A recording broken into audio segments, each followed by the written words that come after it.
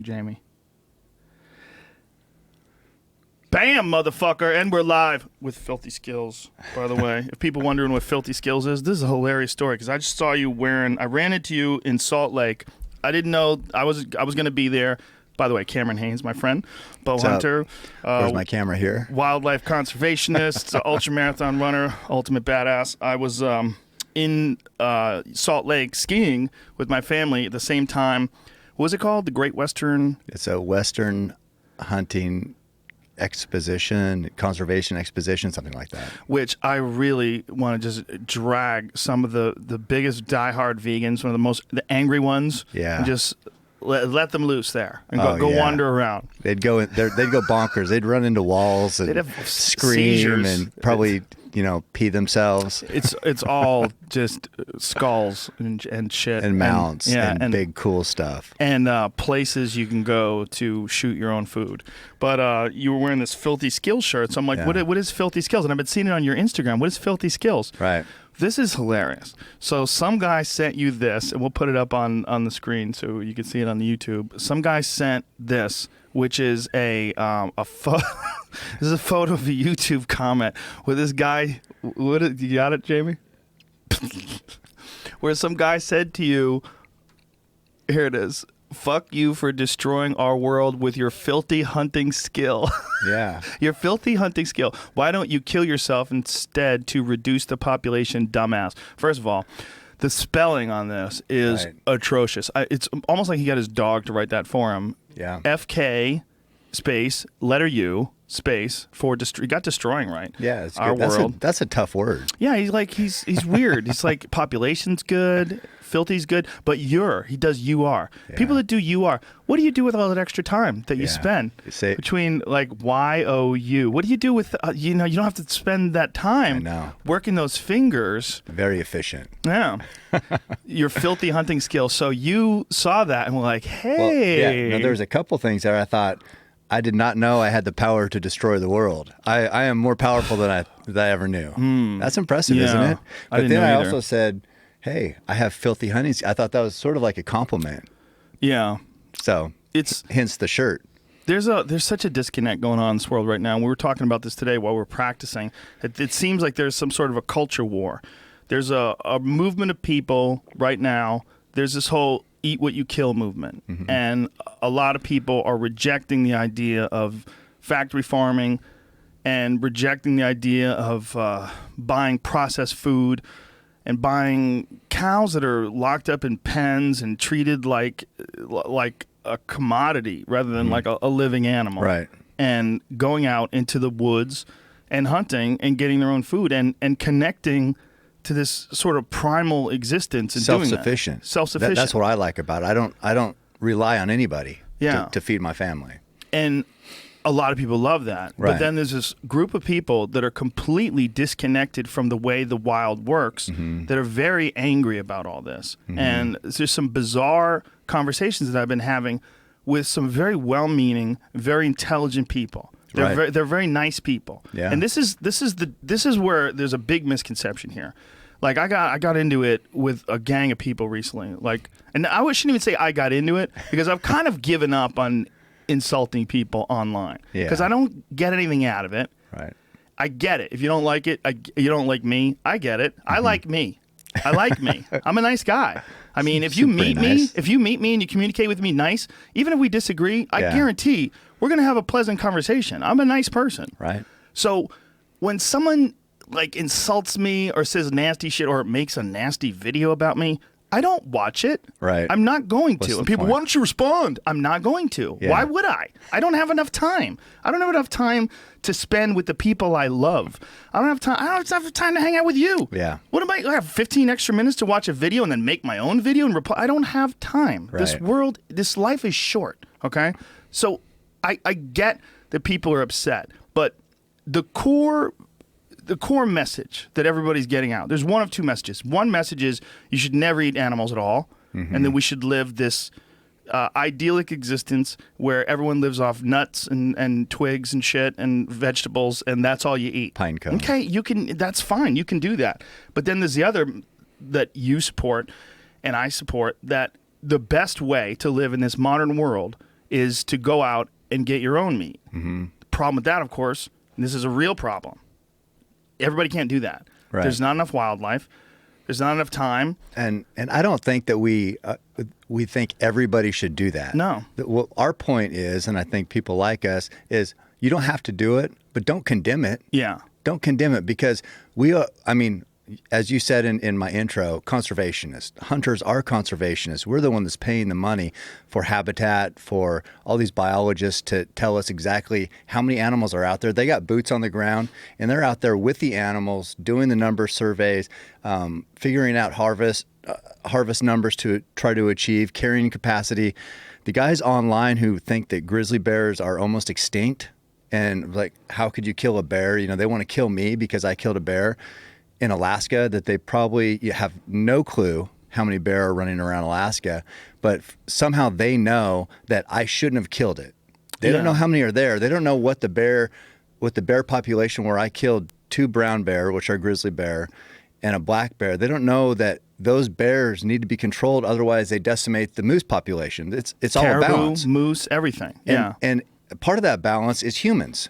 So people always say, well, animals will take care of themselves. You know, they've always, you know, it's worked out, predators kill, blah, blah, blah.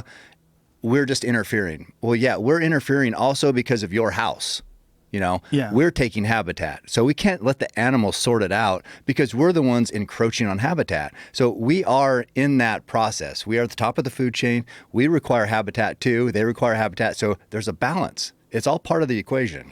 It is. And this balance is, there's some parts of it that are set in place before you and I were born, and before a lot of these people that are arguing, before everybody that's arguing about this has been born. The cities were already in place long time ago. The food chain has already been in place. The market chain has been in place as far as like getting food to supermarkets. Most of the supermarkets that are in existence were there long before you and I started shopping at them. And that's a part of this equation of human beings. Another part of the equation of human beings is what you're talking about with predators. And this is one of the things that I had a discussion about with the guys who I really like. And there's some misconception I didn't like these guys. The guys that made that movie Cowspiracy. Oh, right. They're very good guys. They're very smart guys. They're vegans. They became vegans while I think factory farming. Well, it's a lot about factory farming, and a lot of it is about the amount of waste, methane that gets into the atmosphere because of factory farming, the actual waste as far as their shit, the cows' shit, and what the amount of devastation that does to our environment, and how much actual land these animals need to graze in order to feed them. These are really complicated numbers, right, and disputed. They went with the extreme on one end, and there's some other people I'm having tomorrow. Doug Duran, my friend from Wisconsin, my buddy from he's from the Steve Vernella show, Meat Eater. He has that large ranch out in what is the name of this? You hunted out there, right? Yeah, I'm trying to figure the name of the town. It's a very weird small town. Anyway, he's in Wisconsin in this really cool area where it's the, they have, it's called the driftless area where the glaciers mist. So it's all hilly and gorgeous and beautiful. And that's where he lives. And he raises cows out there. And he's going to come in and give his perspective on a lot of this stuff as well. But they had this really strange idea about wolves, and this strange that I had to correct them, and this idea about that we've hunted the wolves to near extinction, and now they reintroduce them. People want to hunt them again, and they really have to stop that. I'm like, man, you gotta. Wolves are fucking cool, and this is one of the things that I said to these guys. Nobody wants to eliminate wolves, but throughout human history, long before we were around, people have had a problem with wolves, and there's a reason for that. All the big bad wolf stories, all the Little Red Riding Hood, all that shit. It's because wolves are fucking terrifying. They are very, very dangerous. And I brought up the whole World War I incident where the Germans and the Russians had a fucking ceasefire because so many of them were getting killed by wolves. They made an agreement. They're like, look, obviously we've got a real problem that's bigger than us. Like team people. Let's stop killing each other for a little while and kill these fucking wolves. And they killed the wolves and then went back to killing each other. It's a crazy story. It is. And then there's the other story from the 1400s in Paris where wolves killed more than 40 people in Paris. The city of Paris was overrun with wolves. It's insane. Wolves are killing machines, and you have to keep their populations down. And if you don't, you run into huge problems. People bring up, there's this video that people bring up all the time, how wolves changed rivers. And it's a fascinating video. We played it on here before. The problem with that video is the guy who made that video is fucking nuts, okay? Right. And he is romantic to the extreme in the idea of introducing keystone predators into these areas where they haven't been before. His idea was that wolves are making things better for all these other animals by getting rid of but they're not. They're decimating the elk population. And there was a thing written by scientists disputing all of his claims that were in that video. So then I went, like, well, what's this guy's deal about? So I listened to this NPR podcast on him. This motherfucker wants to bring lions back to Europe.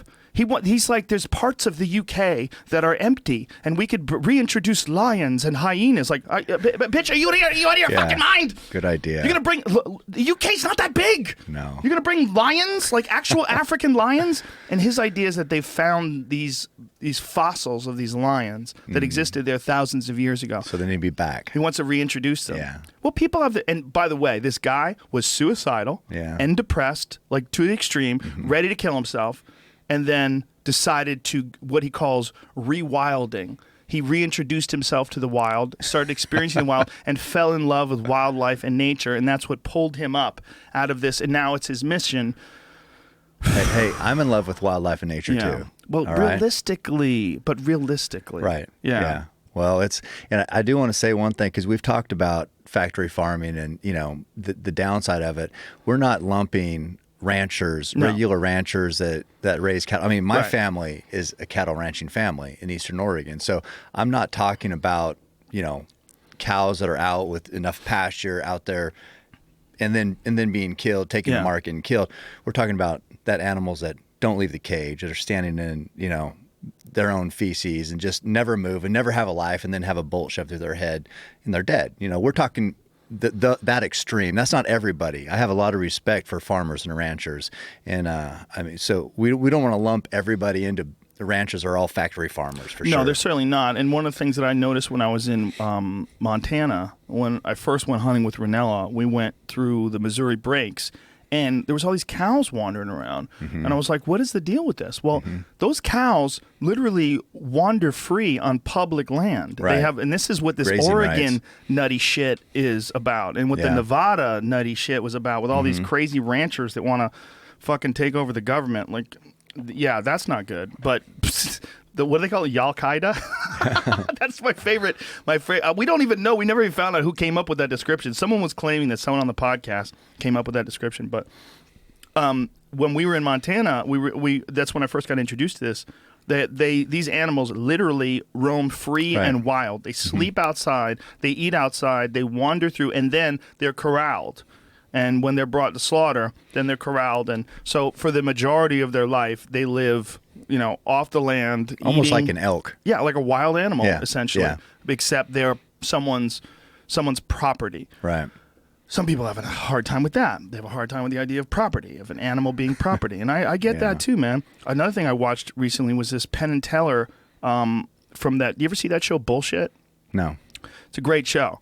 That they used to do on Showtime. But one of them they did was on PETA and the Animal Liberation Organization, or whatever the fuck they call it. Yeah, I've heard of that. Foundation. They're freaks, I think. Holy shit. Yeah. Violent arsonists burning down buildings, spray painting vegan power, and just like the nuttiest shit. But they don't think that people should have pets. They don't think, and here's one of the best parts about it. One of the women that was in this program who works for PETA is also a diabetic. This is where you got to buckle yourself in, because there's only one way you get that diabetes medicine. It's from animals. Oh. So it's an animal product. And so she was saying that she didn't think that she was a hypocrite because that product saves her life so she could save more animals. Well, guess what, fuckface? That's what hunting is. Exactly. That's what hunting is. Exactly. I mean, if you go out and you hunt a wolf, and I'm not into hunting wolves, but if they have to control their population. Like, I'm not into hunting anything I don't eat. Somebody's got to kill them. Somebody's got to do it, and they're doing it. By the way, and also here's another thing about California. California mountain lions are a giant issue. There's an article that I posted up recently. Pull it up, Jamie. That someone Someone sent me yesterday. They did this, like, you cannot hunt mountain lions in California. The reason for it is not, it's not logical. It's all based on people who are animal lovers who got into a position of power or voted this in. Well, there's the study they're finding, because they kill these mountain lions when they start moving into neighborhoods and killing pets. And it's super common. They've killed, what's the number of mountain lions they've killed this year? Because it's crazy. Okay, here we're 107 mountain lions were killed last year legally by the government. So that's 107 mountain lions that people didn't get tags for, which means that's money that didn't go into the state coffers, and it didn't go to conservation. Right. It's just money. It works the opposite. The state is paying. Exactly. Yeah. State is paying for someone to do it. They're going in the hole. They're going in the hole instead of going into the profit margin, which is what they normally did. I'm in the black and red. Yeah. I'm colorblind, man. Okay. But so they analyzed these mountain lions, and they found that mostly what they're eating is pets. Yeah. They're eating fucking, only 5% had eaten deer. Right. Well, they're going to go with the easiest target. Yeah, but that's insane. Only 5. Granted, a lot of these animals, they're what they're killing. They're already problem animals. Well, and what happens with lions is they're so territorial. So the younger lions come up, and the more dominant lions have their area. So the younger ones are forced to go somewhere else. They can't really cross, so they go somewhere else.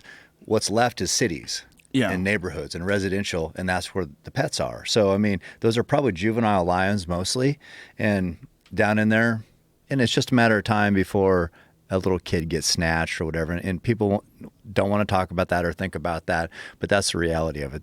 They're just predators, they're killers, they're going for the easiest target. Right now, that's dogs and cats, but they don't care. They don't care. They're not hugging each other and crying like we've seen billboards of that either. Well, we're going to get into that in a moment. But I think this is what I'm trying to get at. This is where I think there's a dispute and a misconception. And the misconception is that hunters are all these evil people that want to hunt these animals to kill them so they can put them on their wall. Almost all of the money that goes to fish and wildlife management organizations that protect wetlands, that protect public lands for camping and for people to use and people to enjoy and go hike, that the money to support those comes from hunting. Yeah. People hate that. They hate it. But by far, the amount of money that comes from conservation comes from hunting by far. Well, it's for the amount of money goes for conservation. Yeah, for the animals. For the animals, for habitat restoration. You know, that show we were just at in Utah, they had a mule deer tag that was auctioned off. They give, for an Antelope Island tag, they give 2 tags. One is in the drawing, so you have a very small chance of getting it because there's huge bucks. And where is Antelope Island? I don't know. Utah. I'm not sure exactly where it is there. Is it an actual island? I don't know. I don't know if it's just a place they call Antelope Island or if it's an actual island. Jamie will find out. It's a state park? Yeah, I knew it was a park, but I didn't know if it was an actual island or not. But anyway, so one is a drawing. There it is. So is that the Great Salt Lake there?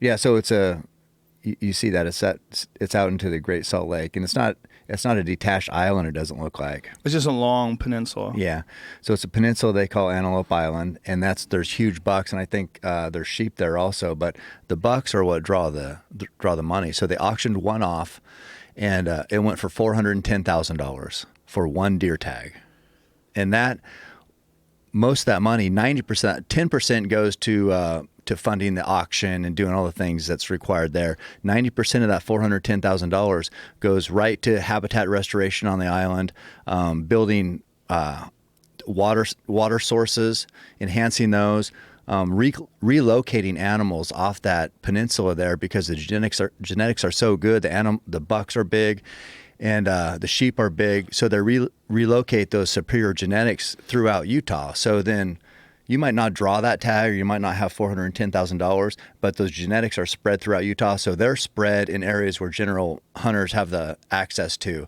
And it's all positive. It's all positive for the state park.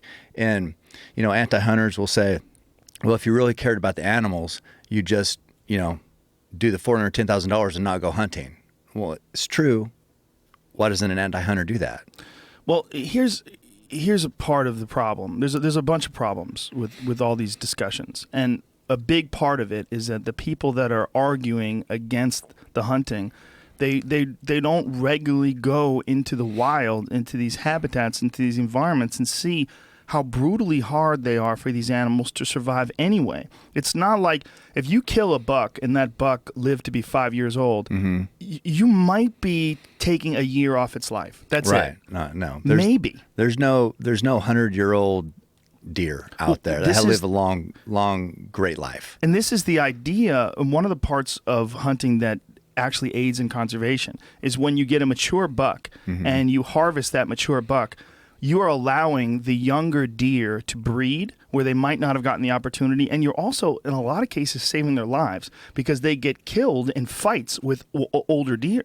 Like a lot of deer die from fights. People find them all the time. They literally stab each other to death. They don't have those antlers to look cool. No. They don't have those purpose. They slam into each other. That's what they do. Same with elk. Yeah, same with elk. I mean, when you and I were in Colorado, it was one of the coolest fucking things we saw. It was remember when we went down near that little creek area when there was like a huge herd of like 20 elk together, and those elk were duking it out and slamming into each other. Oh, it's amazing. Well, here's another thing that I don't think anti-hunters realize. You know, you go out for an extended period and the actual killing is such a small part of the hunt.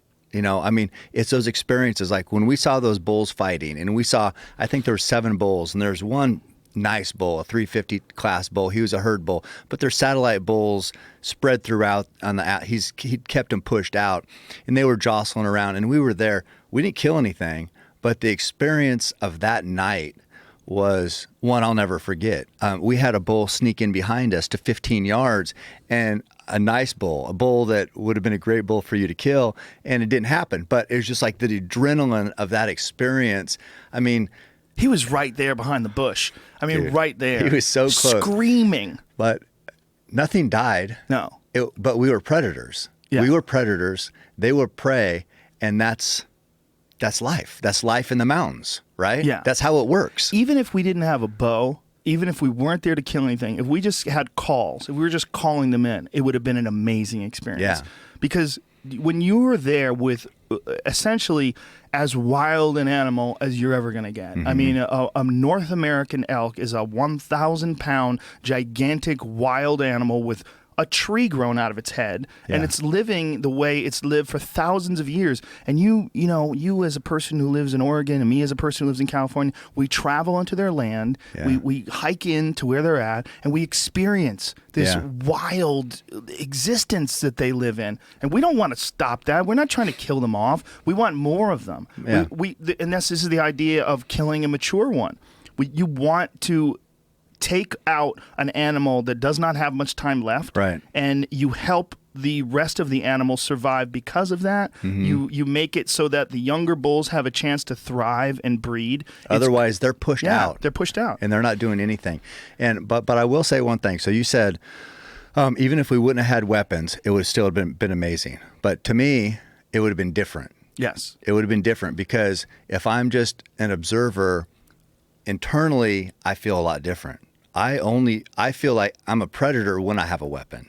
So I don't know if I would have worked as hard, if I would have cared as much if we were just observing. No. You know what I mean? Because if you remember that, we snuck down, we were sneaking, we were on our butts, kind of scooting down, and the 2 bulls were jostling around right there, kind of sparring a little bit, and we had a small window through the brush, and I was like, you were right here, and I was looking, I said, can you see that window? Do you see that window where you can get that arrow through? And it was just that, and the intensity of that moment. So you're a predator, that's your prey. How can you ethically kill it? That's where all it comes down to. I mean, that's why we're there. To me, that's everything. Yeah. You know, it's just that crunch time moment. Well, there's one of the most ridiculous things that you see when I look at your Instagram, or even my Instagram. If I rarely post a picture of a dead animal just because of that. I'll post fish all day long, and nobody gives a shit.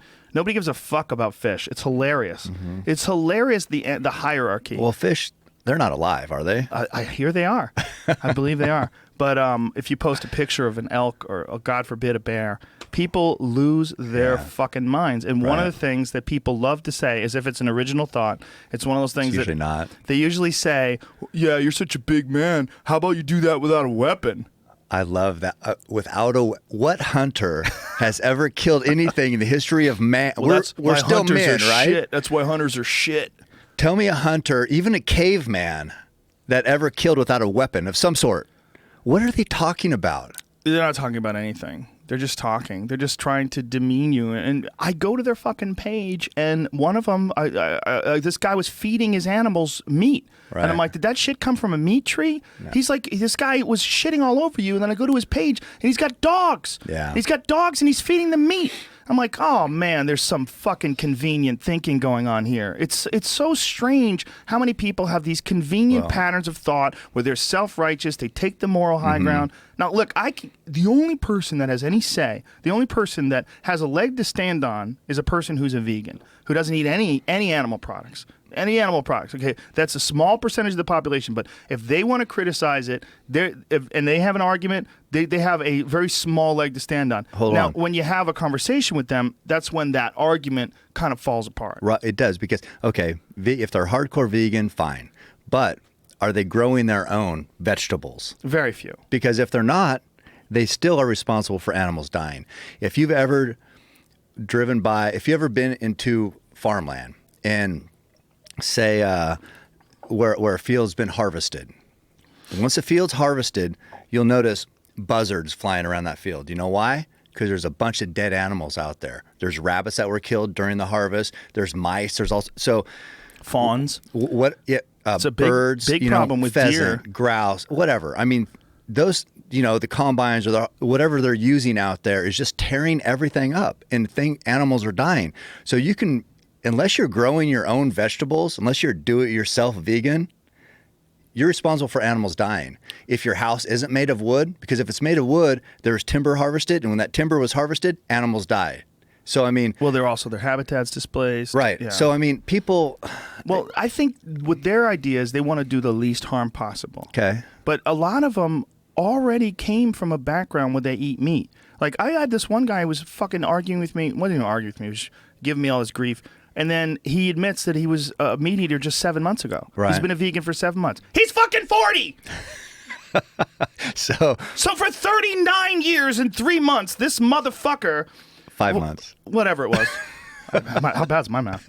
So this guy, for all these... You were very quick, though. Your math is very quick. But my point is, for a brain-dead hunter. Come on, man. You can't say that. 7 months ago, you were a fucking vegan and you're shitting all... Or you were a meat eater and you're shitting all over these people. It's a moral high ground issue. They elevate themselves. They're a bunch. They're above us because we're redneck hunters, right?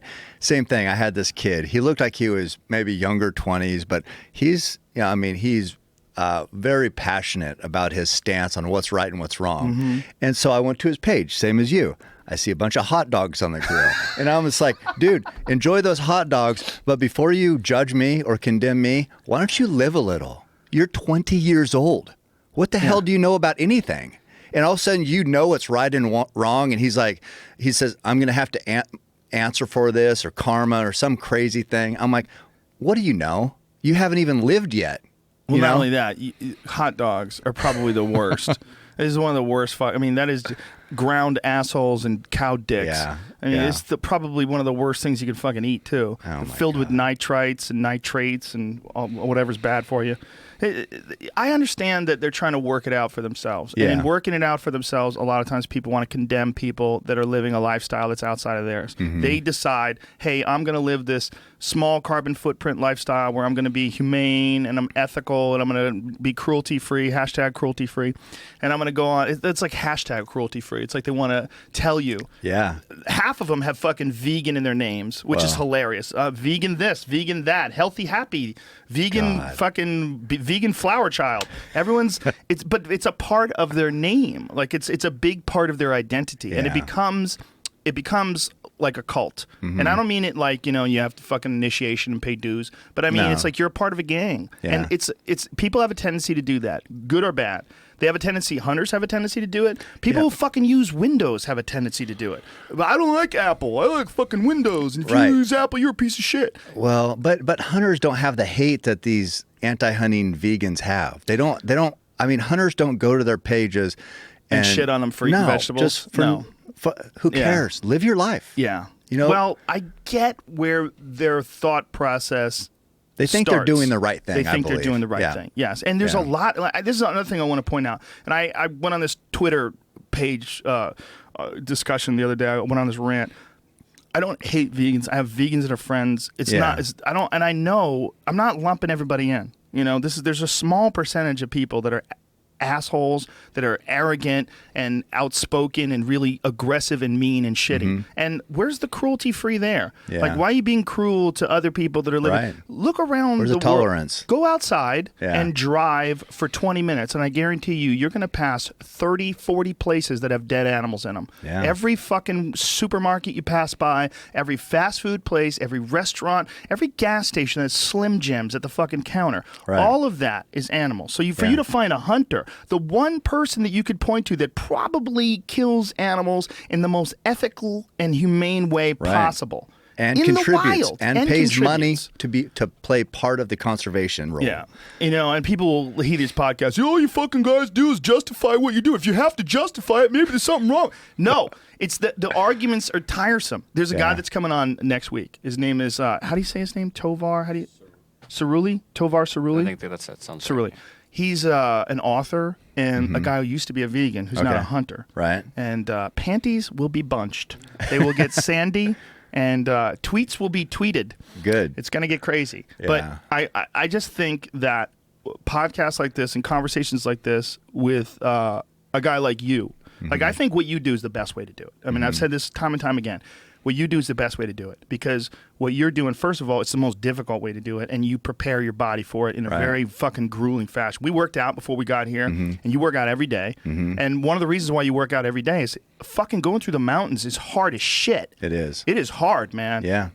I never knew until I went with Ranella. The first time we went up to the Missouri Breaks, we were climbing the mountains for 7 hours a day. Yeah. I was like, oh, okay. This is not going to the gym and getting on the elliptical machine. No. This is fucking constant, and it's all day. And if you're packing shit, you have to be strong. You have to be physically strong. You do. I mean, and you remember in Colorado when we were huffing it up that ridge, we were at the bottom of the canyon, heard a bull bugling. Is the bull you killed? Yeah. This dude takes off like a fucking mountain goat.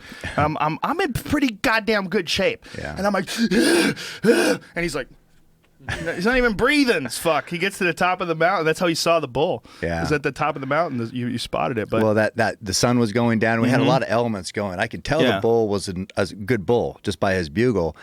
And we'd been huffing it down there, trying to get on a bull that was bugling. We never could get eyes on him. But then I heard what sounded like a mature bull, and then sun going down, and that's why you train, right? Yeah, exactly. It's that's exact situation. You're coming out of a hole, you're climbing, 9,000 feet, the air's thin there, and it's a race against time essentially, but I mean, we made it work. Yeah, you are able to close the distance in a much more efficient way because of all your training. And that was a good example of another good example of it was the pack out. I mean, we're packing out a lot of fucking weight, man. Yeah, right. This asshole has 2 fucking elk quarters in his backpack, so it's like 180 pounds? I mean, how much is that? It's heavy. I don't know. Heavy as shit. You basically have me on your back, and you're walking a mile with this, and there's a photo. Well, I'm sure I have some photos of us from this very trip that we're talking about. We're packing these things out. But the point is, what you're doing to acquire, when you have an elk steak and you sit down with this, and I had this conversation with Remy Warren about it, where he's like, it's almost like a religious experience. He's like, this is a precious piece of meat. Yeah. I've gone into the wilderness. Invested. I've harvested this animal, and I have a precious piece of meat. And he goes, and I treat it almost like a baby. Yeah. He goes, like, I season this and I cook it perfectly. And this is he has this intensely intimate connection, and I do with the animal that we killed. That animal that you and I killed, when I eat that thing, I think of our time together. Right. I think of how difficult the hunt is. I think of how crazy the environment is, how beautiful the experience is. Oh, yeah. There's so much more to it than going to a store and buying a squash. Right. You know, and this is what people need or to even understand. buying a steak. Even buying a steak, sure, but even buying a vegan or a vegetarian. But your vegetables, you're disconnected from these vegetables for the most part. Most people are. Yeah. There's an intense connection with the food that you eat, even if you grow it yourself. Like my wife gardens, and I do as well, and she does it more than I do, but we'll have salad from something that we grew in our garden, and it's awesome, man. Right. It's awesome. Like we're chopping tomatoes that we planted as seeds, and we fertilized the ground, and we watered it, and it came up. We picked the tomato, and now we're slicing into it, and it's amazing. The whole process. And that's where the hunt, where the training and the preparation and the reverence for the animal and the harvest of the animal and the care of the meat, and you get it to your house and you put it in your freezer, and then you put that whole process is right. Yes. I'll agree with Remy. There is reverence to it. Yeah. And it means so much. And for a hunter, and I think, you know, as just being a provider and just being, like I always say, self-sufficient, and doing it is hard. It's a lot easier to go to the store and say, hey, here's some of my money. Can I have that meat? Thank you. Yeah. Okay. Somebody else did all that, all the stuff we just talked about. Somebody else did that with no reverence. Right. And I'm eating it with no reverence. Yes. You know, so to do it on your own is, I mean, it's what I train. It's what I prepare for every day. And it just means so much. Well, it's enriching in a very strange way that I never experienced in my life until I started hunting. I'd never had this kind of connection with my food, except for maybe going fishing. You know, this last summer, I took my kids to Hawaii, and my kids love fishing. Well, my little girls love it. It's fun because, you know, they can put a line in the water, and when they catch something and then we're cooking it and eating it later, they're like, we caught this. And they keep saying, like, Mommy, we caught this fish that you're eating. Like, there's like a primal connection to this thing. But other than that, I had never experienced this sort of primal connection to your food. And all, you know, nonsense aside, like there's a difference between a fish and a mammal. There just is. Totally. And there's a big difference between the reverence that you have for, in my opinion, the most majestic of animals that you hunt, which is elk. I think it's the most majestic. Oh, they're mythical creatures, man. Yeah. They're crazy. Elk, sheep are up there, you know, where they live and the regalness. But elk is God, just because they're so iconic throughout the West. You know, a big bull elk is just what, you know, when you envision the West, you envision mountains, you think of a big bull elk. And then when you say, I'm going to hunt this with my bow, it's intense. It's fucking hard to do, too. And goddamn you for getting me addicted to this shit. It's a real problem. I'll text him every now and then. Like, I'm in the middle of doing something. I'm like, I wish I was bow hunting. I swear to God. This is boring. I'd rather even just shooting. We shot at a rubber target today. Yeah. It was awesome. I have a rubber elk that sits up on my hill. And we did a little FaceTime video where we were out there doing it. But just shooting at that rubber elk is cool. No, that's what I would say. I mean, you can take anybody. You can take the coolest person you know. Just sit here and think.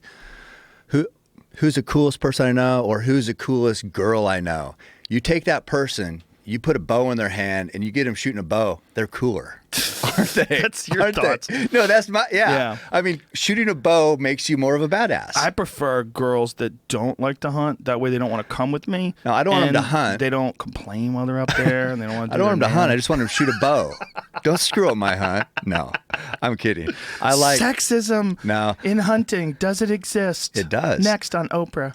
No, on Dr. Drew. Yeah, he would love that, and he would get me on there and just crucify me. He would, and he would get a bunch of girls who don't know anything about hunting to yell at you, but have a lot of big opinions. When we got back from Brazil, it was right when this whole Cecil the Lion shit was going down, and these people wanted to have a hunter on to yell at, essentially. And I was telling you, don't do it. And the first time you didn't do it, I got you to leave. I was in the green room. I was in the green room and getting ready for hair and makeup, and it just like wasn't feeling good. Yeah, I'm glad you talked to me. I'm glad we had a conversation. So I left, but then I did go on. Yes, you did go on later. But it was after the smoke had settled. A little bit. And you went on with a conversation about ethical acquisition of meat. And, you know, Dr. Drew eats meat. So, yeah. You know, a lot of those people on that show eat meat. It's just bizarre. Yeah. It's a bizarre conversation. It's bizarre. I mean, that show, whatever. The show is around because of controversy. So, well, one of the fucking hilarious things in the show was the woman who was saying that the reason why there's not so many grizzlies is because we've killed off all their predators. That's right. Which means dinosaurs, by the way. Saber-toothed tigers. What the fuck eats a grizzly?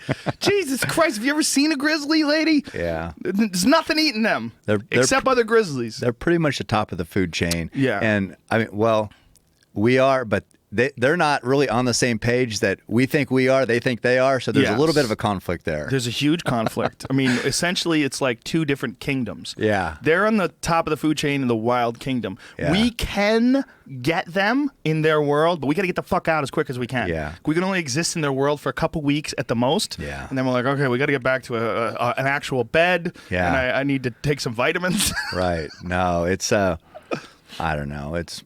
Well, according to the woman from God damn it, my brain is foggy today after working out.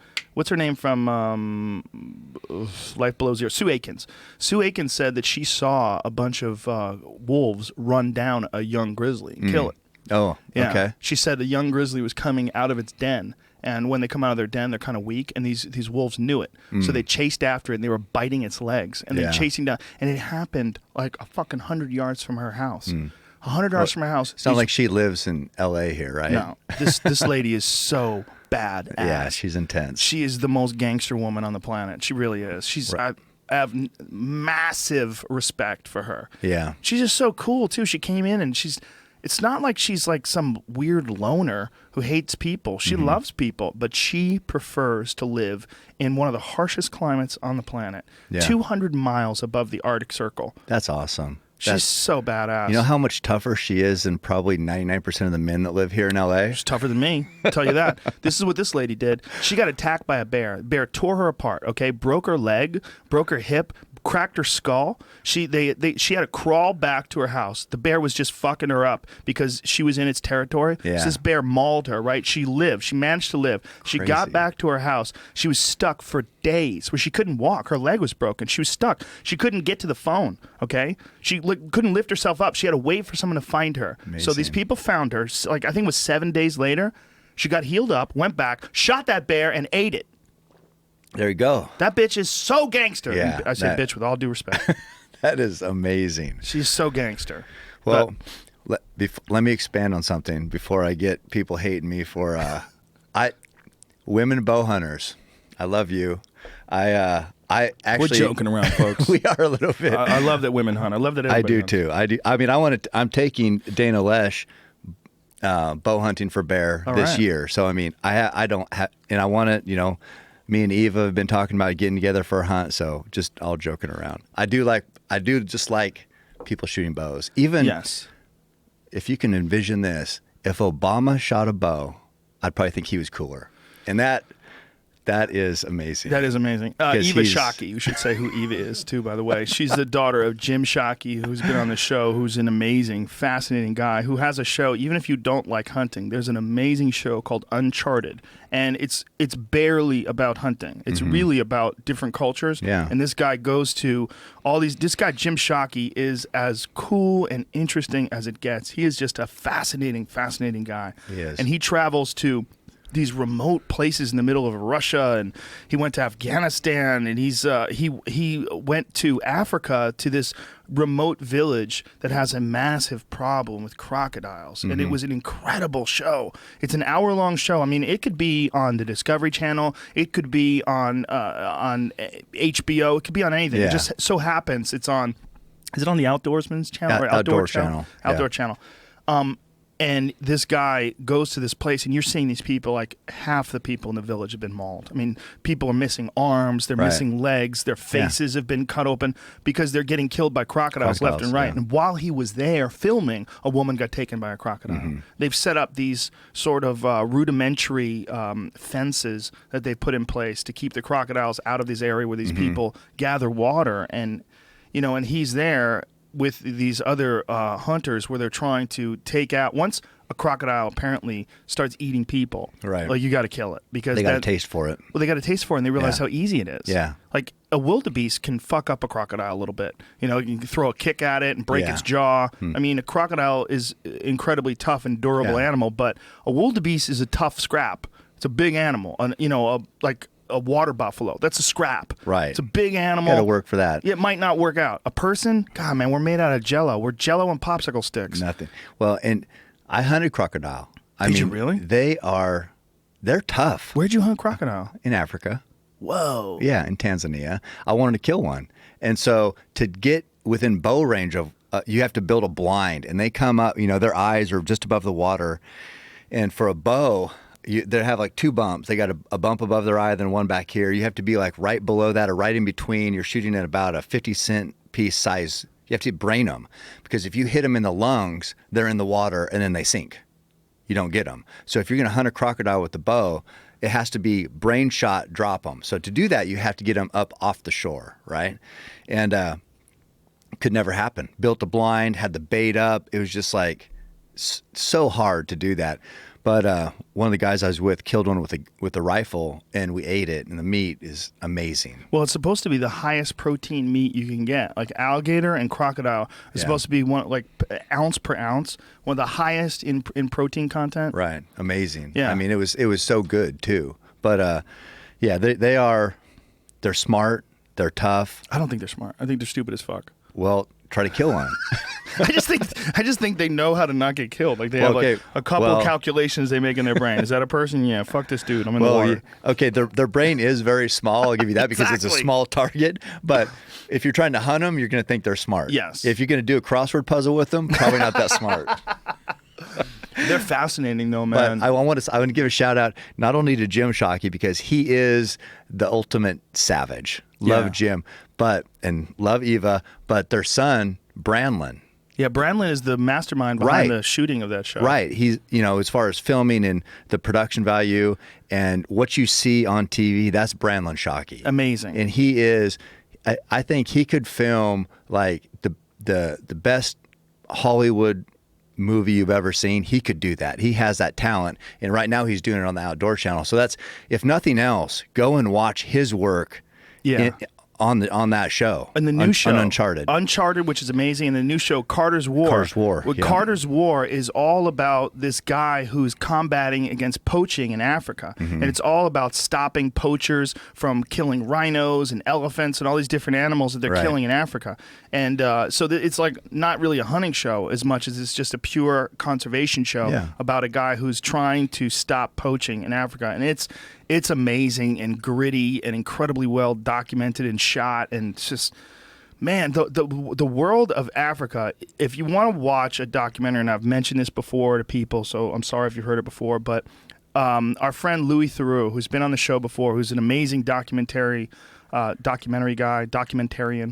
from the UK, did a show on these hunting ranches in Africa, which is very different from what you did in Africa. What you did in Africa, you went to the actual wild of Africa, not a high fence operation. No. But these hunting ranches that they have set up in Africa, it's such a catch-22. There's so much contradiction going on, because on one hand, these animals are trapped in this, it's usually enormous, like several thousand-acre area. It can be, where they're trapped in these areas, and they're hunted, and people call it a canned hunt. And a lot of people have a lot of hate for it. But on the other hand, the animals that they're hunting have never been healthier in higher numbers. Right. And a lot of them were on the verge of extinction until they started implementing these high fence operations. And it goes back to the same thing we were talking about. The money for conservation, the real money that these people are getting in Africa, is coming from hunting. Right. That's what's paying for these animals to survive, because so many people are going over there to hunt. Yeah. And people say, because the animals have value. Yeah, exactly. That's the key. And that's a fucking weird concept for people. Yeah. If an animal doesn't have value, it's probably going to be extinct. Yeah. I mean, that's why hunters care. That's why conservationists care, because the animal is valuable. Whether it's right, wrong, or indifferent, when there's value, people care. And people have an understanding today that they didn't have of this several hundred years ago. Like when people look at the gigantic mounds of buffalo skulls, that's a perfect example why you need conservation. You can't just have people run out and kill these animals that have value with no consequence or with no monitoring of the herd populations and the health. That's when you get these horrific mass extinction events like what happened with the buffalo. And the buffalo were basically brought to the verge of extinction. Now they're in healthy populations to the point where you can actually, in some places, you can hunt wild ones. And the same thing can be said of elk. The Rocky Mountain Elk Foundation has done an amazing job of repopulating areas with elk where they were at one point in time completely eradicated. Well, did you know that when you talk elk, deer, turkey, when you talk, there's more of those species now than there's ever been? Is that true with elk? Because I know it is with white-tailed deer. There's more white-tailed deer today than when Columbus landed. But I don't know if that's the case with elk because there's more places where they don't exist. I think like most of the area where, like Steve Rinella did a whole show on this recently, where most of the area where elk used to be, they're not. But in the areas where they are, they're in healthy populations. Well, Jamie, can you look this up? Yeah, look this up. Look it up about elk populations, because I'm almost positive there's more now. See, elk are, and probably Ranella would know, so maybe you know if he's been on the show, but elk are, they're plains animals originally. They're pushed into the mountains because the plains, that's where we live. We live where there's water and in the valleys. That's where humans set up their cities, and that's, to use the rivers, and we need water. So they have been pushed in. Now they're mountain animals. But now there's elk where there hasn't been elk before. Pennsylvania, Kentucky, places like that. So maybe they're more places than they've ever been. But I'm almost certain there's even more elk. But whatever the case, I don't even think there are more places than they've ever been. I think it's the ones that are there are in healthier populations than they used to be. I think elk are a lot like buffalo in that there's at one point in time, like hundreds of years ago, they were just shooting the shit out of them. They're almost eradicated them. Oh, right, I know. Yeah. And now they're bounced back and they're healthy everywhere. And where'd that money come from, Cameron Haynes? I want to say hunters. Yes, Rocky Mountain Elk Foundation. They've done a fantastic job, and they've been on the forefront of protecting habitat. So I know they've been over 6 million acres protected. I think maybe close to 7 million now, or maybe even over. I haven't kept track recently, but that's 7 million acres that can never be used for anything else other than habitat for animals. And that's not just elk; that's deer too. Elk numbers across 6 states. So how are we looking there? Yeah, see, this is across states, but I think maybe we could keep looking. So it says, see that American elk populations dwindled to less than 100,000 by the early 1990s. Wow. So now, that's insane. And now in 2009 grew to 1,031,000. That's incredible. So the 1990s, that's insane. It was down to 100,000 in the 1990s. Wow, that's terrifying. Like that's the verge of extinction in our lifetime. Not just in our lifetime, but in when we were both men. Yeah. So during that time. Wait, that can't be right. Is it? No, the early that's got to be 1890s. Where's it say Doesn't that? it? See the last sentence of the last word of the first paragraph? By 1984, there was an estimated 715,000 elk in North America. No, right above there. The last word of the first paragraph. Fortunately, American elk dwindled to less than $100,000 in 100,000 in the early 1990s. It says that 1990s. That can't be 1990s. Is it incorrect? I get what he's saying, but yeah, it might be a I think that's 1890s. But really? Yeah, because it says by 1984. By 84, there's 750. So it wouldn't have went all the way back down. Right. Yeah. That must be a typo. But anyway, that's a dumb typo. Who's fucking go? What does it say? Go hunt. .com. See, I don't necessarily trust a lot of these hunting sites for things like that. Like I trust them when they support the point I'm trying to prove. Yeah, but that's a fuck up. That's a giant fuck up. Somebody should email that site. Somebody who's listening, please email that site and let them know. Let's get that fixed. I think it's supposed to be 1890s, and I would say it has to be. And I would say less than 100,000, and now it's over 1 million. Yeah. So that's where I get that. Right. The point that I was making. But I think before people, really colonized the West, I think they were everywhere. And I think that's what Ranella was saying. Maybe so. I think what he was saying was that they're not in 90% of the places they used to be in. Mm-hmm. But the places they're in, they're thriving. They're thriving, yeah. And this is a really important point when it comes to, like we were talking about grizzly bears. Like people say, like the grizzly bears are almost extinct. In Santa Monica, yes, you're right. Yeah. They're almost extinct. In California, they don't live in California anymore. Not a ton in California. Go to Alaska, they're fucking everywhere. And there's a lot of them, folks. And Alaska, which is twice the size of Texas, it's a goddamn enormous state. Mm-hmm. And they are big, and there's a lot of them. Right. And they decimate herds of caribou, elk. And they estimate that something around like where John and Jen live in Alberta, more than 50% of the moose are killed like at birth, by bears. Well, that's where the bears they follow. So a cow moose is pregnant; it's going to drop the calf, right? And so bears will know that moose is pregnant, know she's going to be dropping a calf. They follow her. As soon as she drops a calf, right there, kill it and eat it. That's how they get her. They just follow the moose around. And sometimes not even then. A lot of times they're pulling it out of the cow's body. Right. I mean, they're brutal. I mean, life in the wild, it's not a fairy tale out there. It's a real deal. It's life and death. And so they're just going to kill. They're going to kill. That's all they care about. They're going to kill, eat. That's how they survive. So, and there's nothing wrong with that. No, that's what they do. I'm not going to judge them. But so where I was in 16 in Alaska, and a non-resident can kill 2 brown bear, which are basically salmon-fed grizzly bear, and 3 black bear. So you can go up there and kill 5 bear, which I wanted to do. But don't think that I'm bloodthirsty. Think that I want to help the moose, and I like the bear meat. So I didn't do it. But I mean, you killed 3. I killed 3, but that gives you an example of how many bears there are, and this is by biologists who are paid and who have went to school and who have studied the carrying capacity of the land and how many animals. They determine this. This isn't hunters determining this. This is Alaska Fish and Game. So that's where I have a problem with the people who think they know better than people who this is their passion. This is what they care about. They have boots on the ground. They're doing it. They're setting the bag limits. So you don't know if you don't live there and study this, and this has been your life mission. You don't know more than them.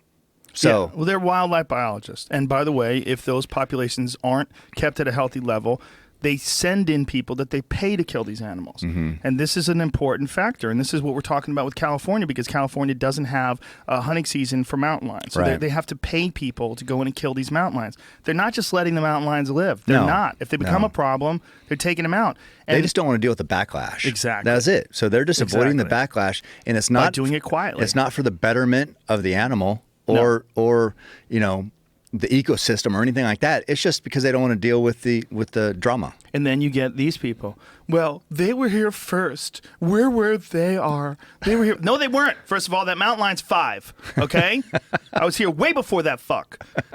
And they, as in they, come on, stop. The whole place was covered in ice 10,000 years ago. So shut up. Yeah. Like, what are you talking about? Who is they? What is this? This is the world we're living in right now. It's 2016, and a mountain lion ate this fucking dude's cat. Right. So what are we going to do? Yeah. Are we going to just let the mountain lion eat his kid now? Because it would. Yeah. If you leave that kid on the swing and you go in to fucking answer your email real quick, and you come back, your kid's not gone, you see that fucking tail hop over the fence. That's how it works. That's the wild. To the barbecue to turn over your veggie burger, that kid's gone. Cecil. All right, so this is the billboard. Who's that? Your grandpa? No, my grandpa's name was Joseph. Oh, look at this fucking photograph. There's a lion that is hugging a bear, and the lion has a tear rolling down his face, and the bear has a tear rolling down his face, and it says, "Ban the bear hunt. They are all Cecil. Save NewJerseyBears.com."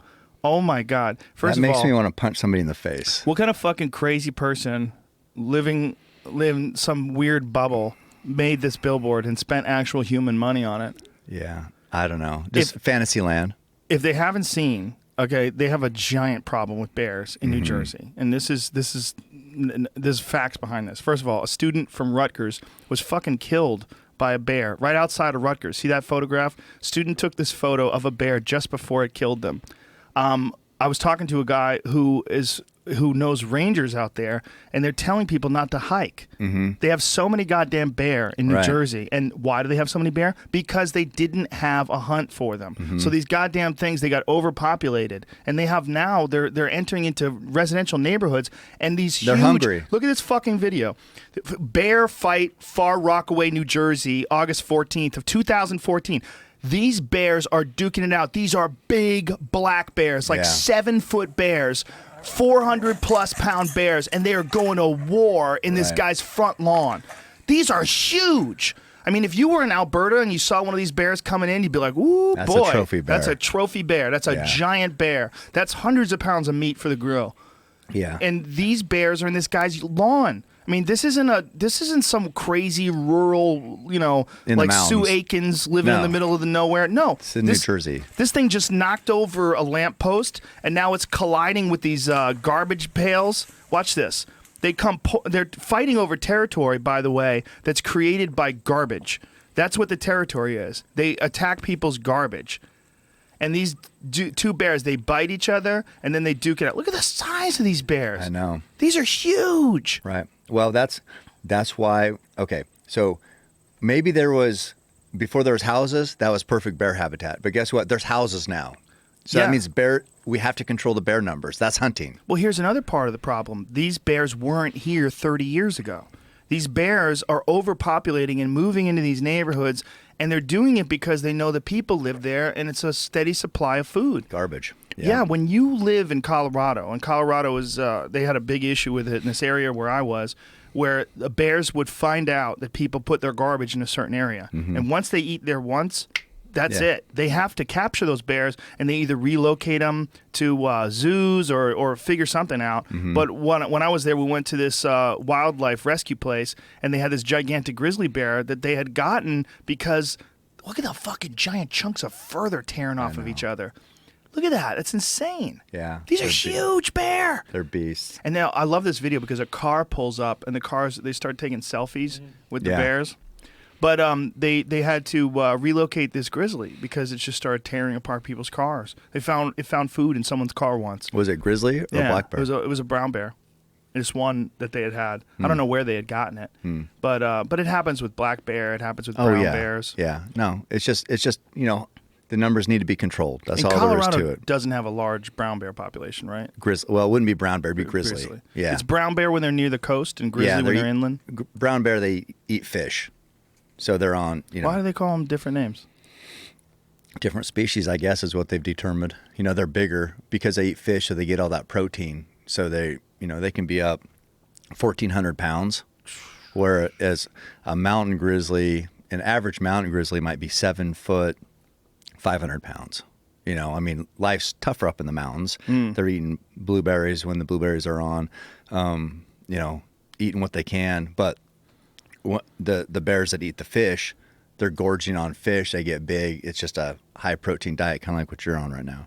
I'm on a high protein diet, folks. So you're like a brown bear. High fat too. Yeah, this diet is kind of for the birds, but not really. Birds eat grain. I'm enjoying it. I mean, it's not bad, but I've been on it for 2 weeks, and I would really like a bowl of pasta right now. But it's going well. I bet. It's interesting. Yeah. Well, that whole Cecil and the bear hugging thing, it's insane. Yeah, guarantee you a woman made that. How about that? How about that, folks? I'm done with the sexist. I'm done with that part. I don't know. It could be a gay guy. Could be a weak dude. No, just all sex, gender, all that nonsense aside. We're joking around here, folks. What that is just someone who doesn't understand. It's crazy ignorance. And the idea that you want to let these things keep fucking and breeding and overpopulating to the point where they're killing college students just outside of Rutgers, and they're having these 400+ pound bears duke it out on your front lawn. Yeah. That's not good, folks. It's not good. So I'd like to see these people that think that the bears hug and cry each other go break the. Come on, guys, let's settle down, break it up, go break those bears up. Since apparently they cry and have emotions, and Cecil has a brother. Who's Jericho. Protecting his family, Jericho. Okay, go break up that bear fight. Let me know how that goes. What is this? Samantha? This is from their website, savenjbears.com. Oh, God. So this is another named, I think, we're only facilitating this issue right here with naming the bears and humanizing them. Because if you watch the Super Bowl, it seemed like every other commercial was an animal singing or an animal talking. Or it was like, I mean, I saw sheep singing, like in an a cappella group. I'm like, what is going on? Well, and so that's where hunters are fighting for our place right now, because the kids are seeing that, and weak people are seeing that, and people that don't get, hey, I want to be part of the food chain, are seeing that, and they're like humanizing these animals. The sheep don't care about anything but eating and fucking. That's what they do. They stay alive. They're not talking. Wolves. They're not talking about, oh, here comes a guy, he's bringing us our food, let's sing. You know, they're not.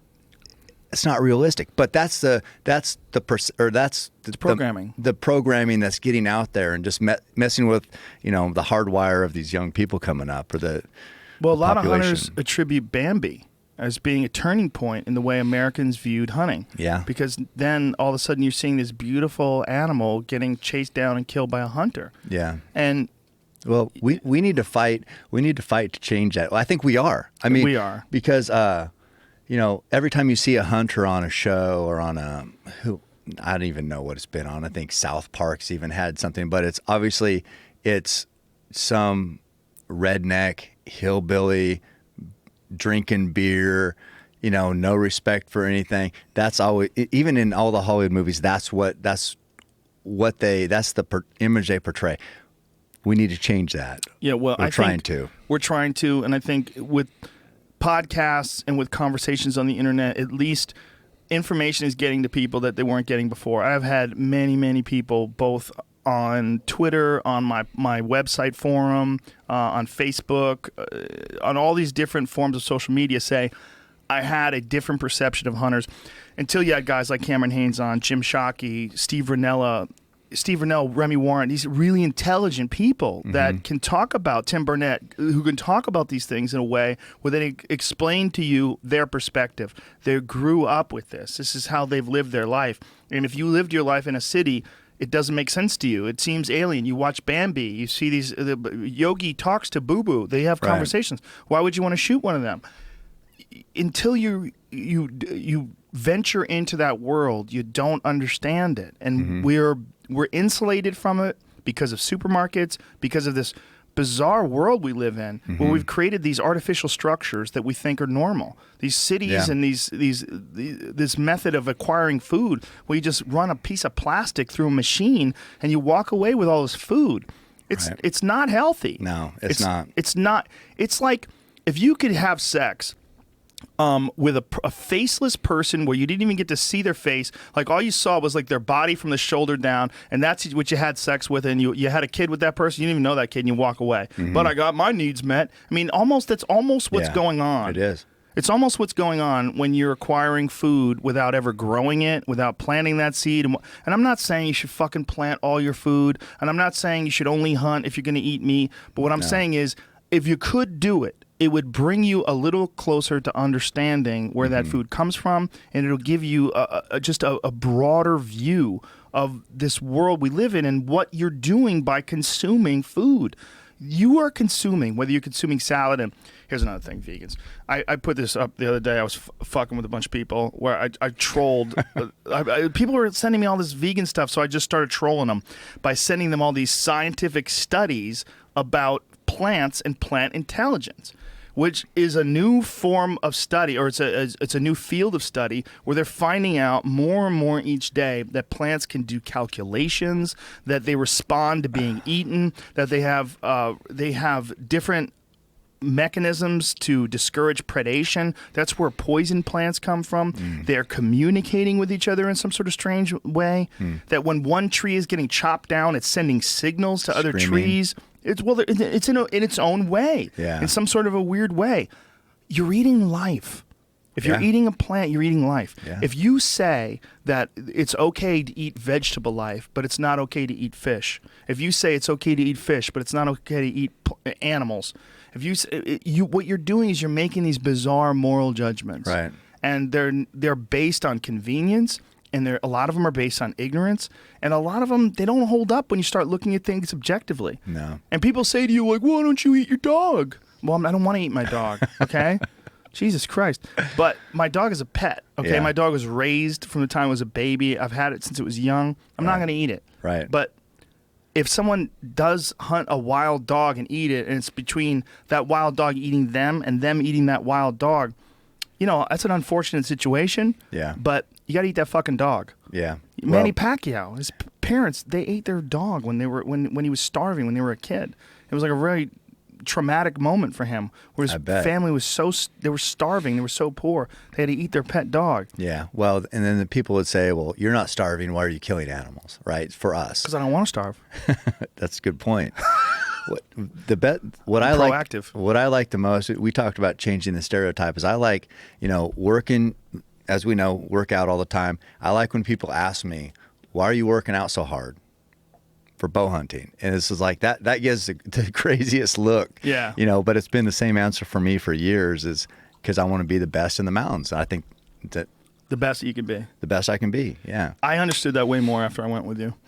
You know, after I went hunting with you in Colorado, I get it. I get it more because you're in better cardiovascular shape than me, and I'm in good shape. Mm-hmm. If you take the average person, I'm in better shape than the average person. Right. But I'm not in better shape than you. Right. You're fucking running ahead of me. I'm like, this motherfucker, I can't catch him. You know, it's like there's a certain pace that you can keep because you run mountains all the time that I'm just not capable of keeping right now. It made me up my cardio in a big time way. When I came back from that hunt, the first thing I started doing is really upping my cardio. Well, and I, you know, so we had a real life example of that.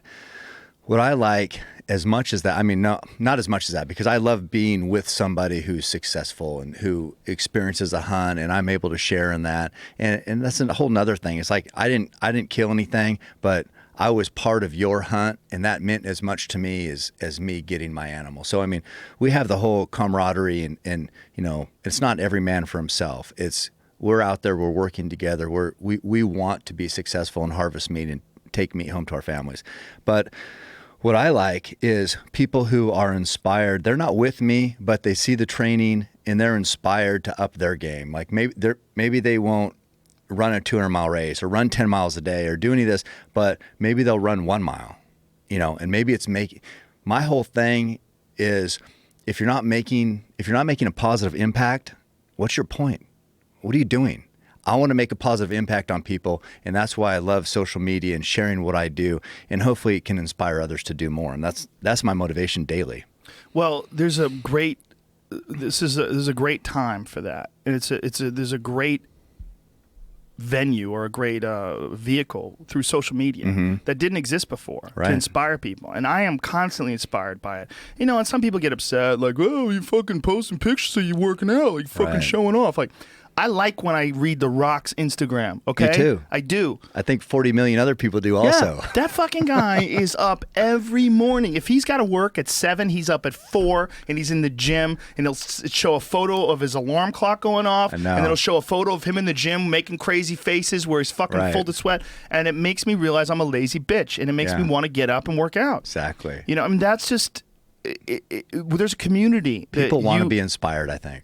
They definitely do. I know I do. And I know that you've created a community. Your Instagram page, in a lot of ways, and I don't want to say it's your community, but you have spawned through your Instagram page a lot of inspirational communities as well. I've looked at these other people's pages that follow you, and I'll see like the hashtag keep hammering, and they're out doing things, and I see people responding to their posts. You know, I saw this, and it made me go to the gym, and I wasn't going to, so thank you for that. And it branches off. It feeds into everybody, and it's positive. It's positive for all of us. And at the end of the day, look, you know, you can make all your fucking angry videos, and you can make all your angry posts and shit on this and shit on that, and get angry about people you don't even meet. But what is the message that you're putting out?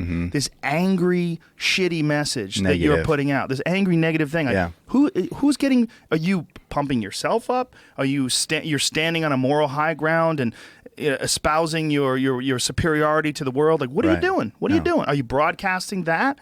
And you know who's inspired by that? Nobody. Well, some people might be to also be cunts. Like, this guy's a good cunt. I want to be a cunt too. I don't know. I guess I don't hang around those people because I never hear that. Well, you don't see them. I'll tell you what. When like if you meet one of those people in real life, I guarantee you the conversation wouldn't be like it is in these one-sided debates or these one-sided broadcasts. If someone makes a blog, this angry, shitty blog, like, you have a conversation with that person. It's like tweets and blogs, like, especially if they're negative. It's a very ineffective form of communication. Yeah. Negative videos, they're very ineffective because this is not a real conversation. Like, the way people are supposed to communicate is like you and I talking to each other. Mm-hmm. You know, even fucking podcasts in a lot of ways. It's one of the things why people get angry. Because there's someone listening to this right now, like, you motherfucker, I got something to say. And I get it. I understand. But don't get mad at me. Right. If you were here, we would talk. But you're not here. Should we take a few calls? Oh, wait. No, we don't do call-ins, thank God. No, it's too hard. The beautiful thing about the internet is everybody has a voice. You can text me. The bad thing about the internet is everybody has a voice. You got my number, text me. So that'll eliminate a lot of people. You can choose what message you put out there. You can choose how you experience life. You can choose like how you interact with people. And some people, I think, this is a new world we're living in, this world of social media, this world where anybody can start a blog or anybody can, start putting things up on Twitter or Facebook or whatever. It's a new world, and we got to learn how to navigate it better. Well, people, like you said, people can choose. I can choose I put up positive. Yeah. You don't think I have negative things happen in my life? Of course. Yeah. I could put up negative probably as much as positive. I'm overcoming all sorts of hurdles all the time. But what's the point? Like I said, I want to be positive. I want to inspire people. And, at the show in Utah this weekend, I was amazed at the number of people that waited a long time to come up and share their story about losing weight or the success they've had or the impact as a hunter, a bow hunter how would a bow hunter make that much of an impact? I have no idea, but it happened. And that, if you ever wonder, what's your calling in life? Because I've wondered, what am I doing? When I was young, where am I going? What's going to happen? Well, weekends like this weekend where I saw all those people and talked to all those people and have that interaction, that really drives home. I'm doing what I'm meant to do, and that's making a positive impact. And that's through bow hunting. That's it. It's what I do. That's how I met you. Yeah. I met you through bow hunting and social media. Your positive message reached me, and we talked about it on the Gritty Bowman podcast, which we just did. We dropped in and did a podcast, an impromptu podcast with these guys. They call themselves the Gritty Bowman, and it's a good podcast, but good bow hunting podcast. Right. And we sat in and we talked about it. Like, I was interested in hunting for a long time before I met Steve Ranella, and then when I was going on different websites and looking at different YouTube videos, I saw your stuff and I'm like, well, okay. Well, here's this guy that's really into fitness. He's into fitness and preparing himself to be what you call the ultimate predator, to be your best at what you like to do, which is bow hunting. I'm like, well, this is kind of crazy. So then I started watching your videos. I'm like, what a positive dude. Look at this guy. He's working out. He's giving people great advice. He's telling people like how to use proper technique with archery and how to have a good attitude about this and how it's all good. And you're like, it's a beautiful day. We're out here and we're enjoying the beautiful weather. We're out here practicing. This is what we do every day. And I was like, this is inspirational and this is positive. And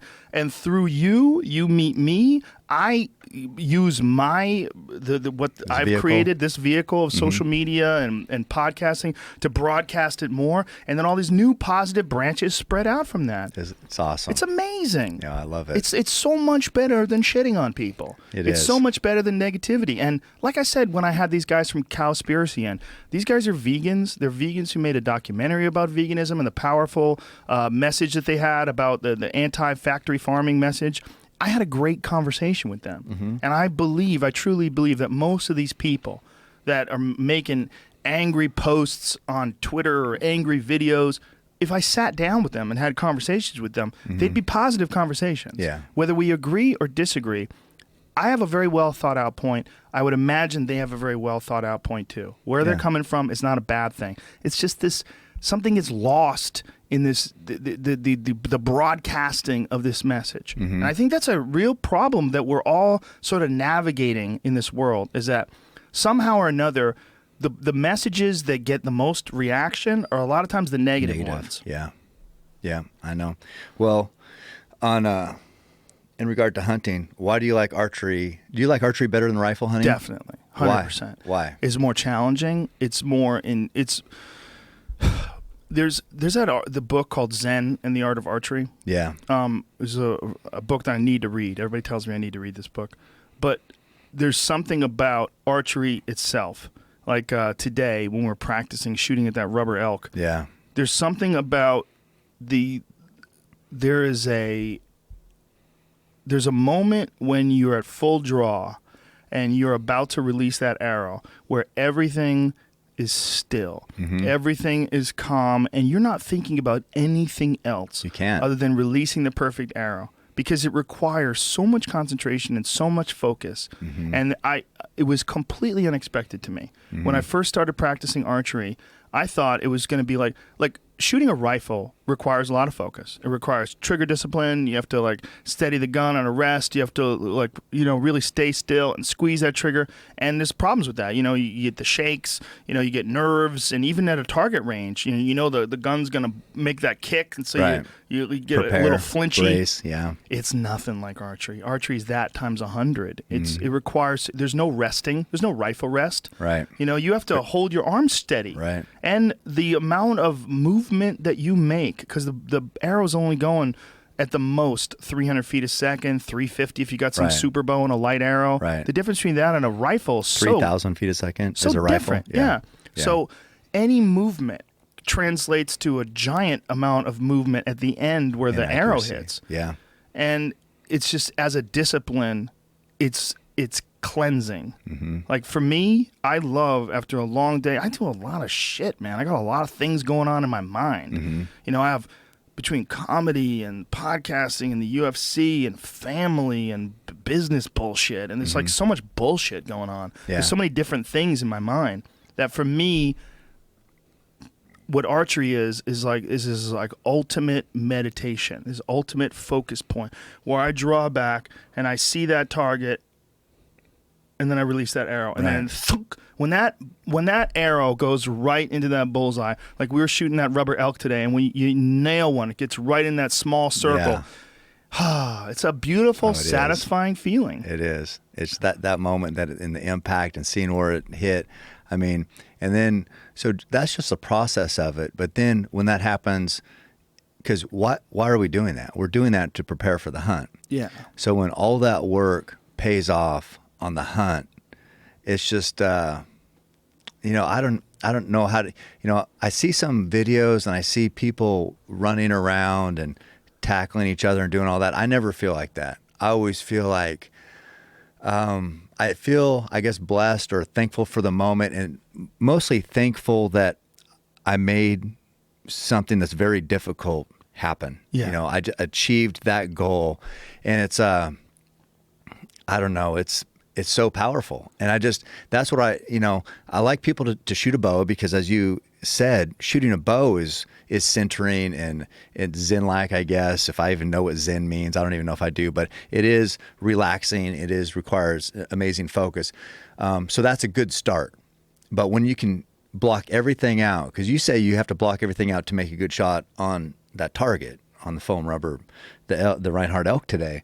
Well, on an animal, when the animal's moving, there's different factors that in line, he's bugling, your heart's going a million miles an hour, and then when you can do it there, and then where you take that up another level is hunting the mounds. Like if you're sheep hunting, and then it's such a physical, and then it could be dangerous also. So you have so many things, and when that happens on something like a sheep in the sheep mountains, that is, to me, life-changing.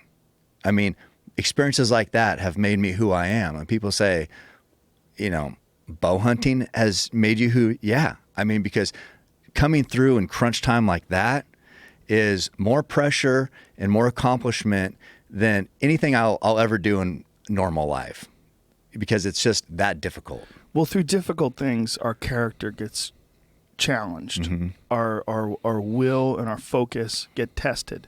And through those tests and through this very difficult task, you learn more about yourself. Right. You learn more about your ability. You learn more about your faults. You learn about your weaknesses. You learn about your strengths. And you learn how to shore up those weaknesses and get stronger.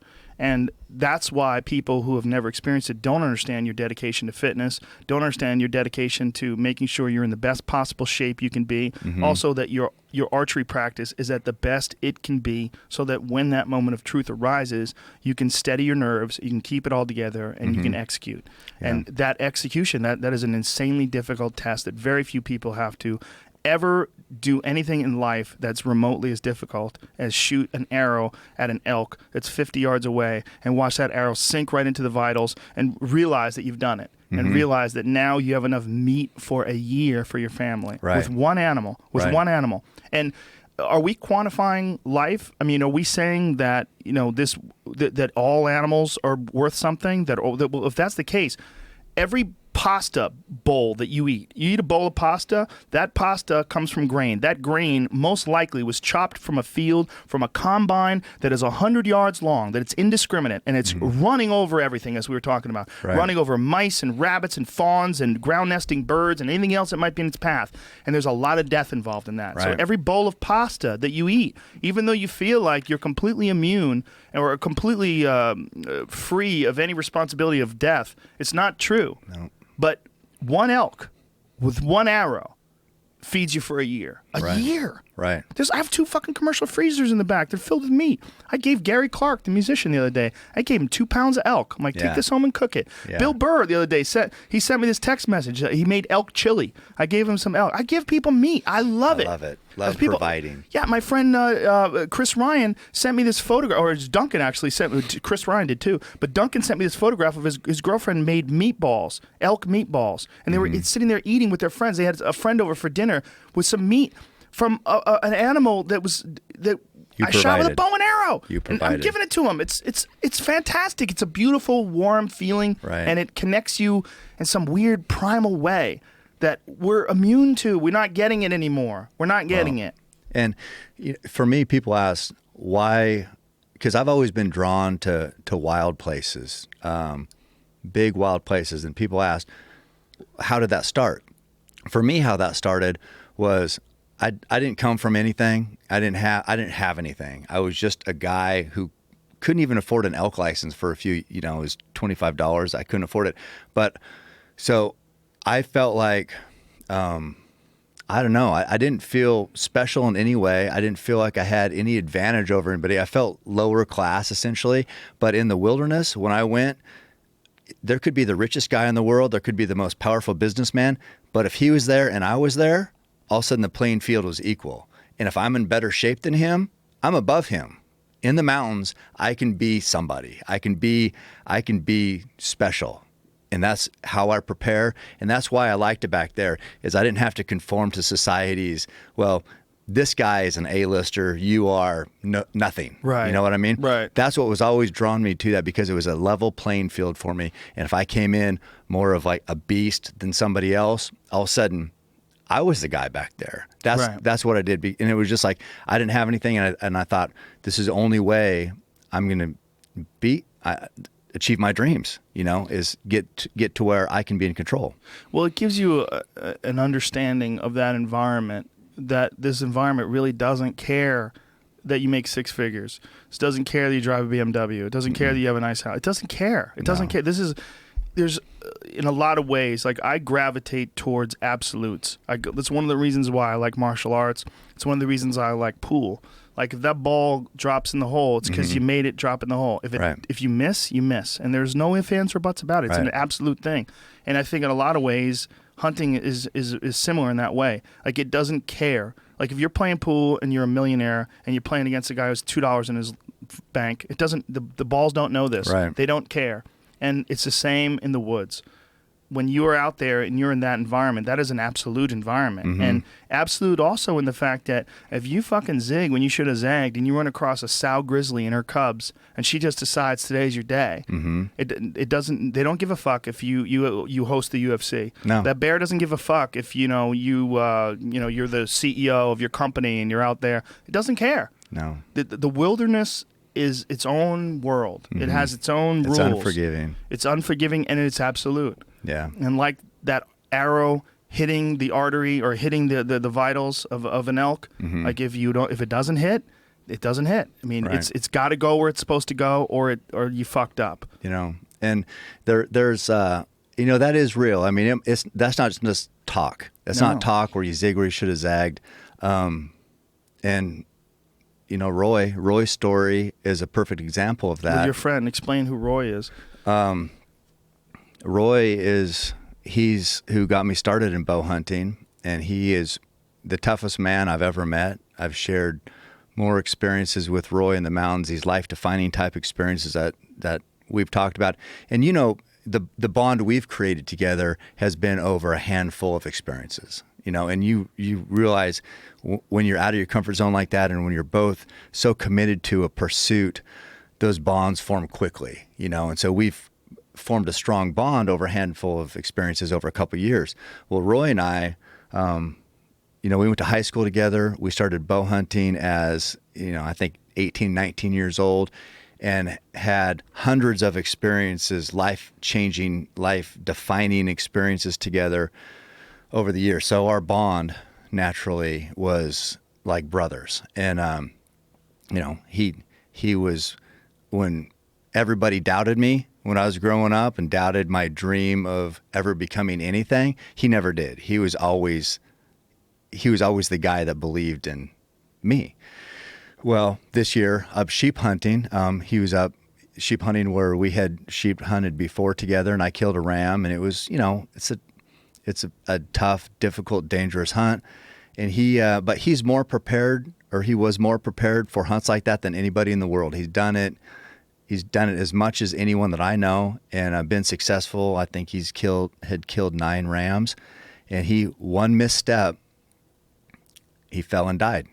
Prime of his life, essentially, 49 years old. Just, a father, husband, 3 kids, somebody who even the toughest Alaska hunters looked up to. One step, gone. And that's so it's not just talk when you say zig, you should have zagged, there's risk. But if you're going to, it just puts everything in perspective. That's the allure to it, because I can speak for Roy and I, because I know we always have known about the risks.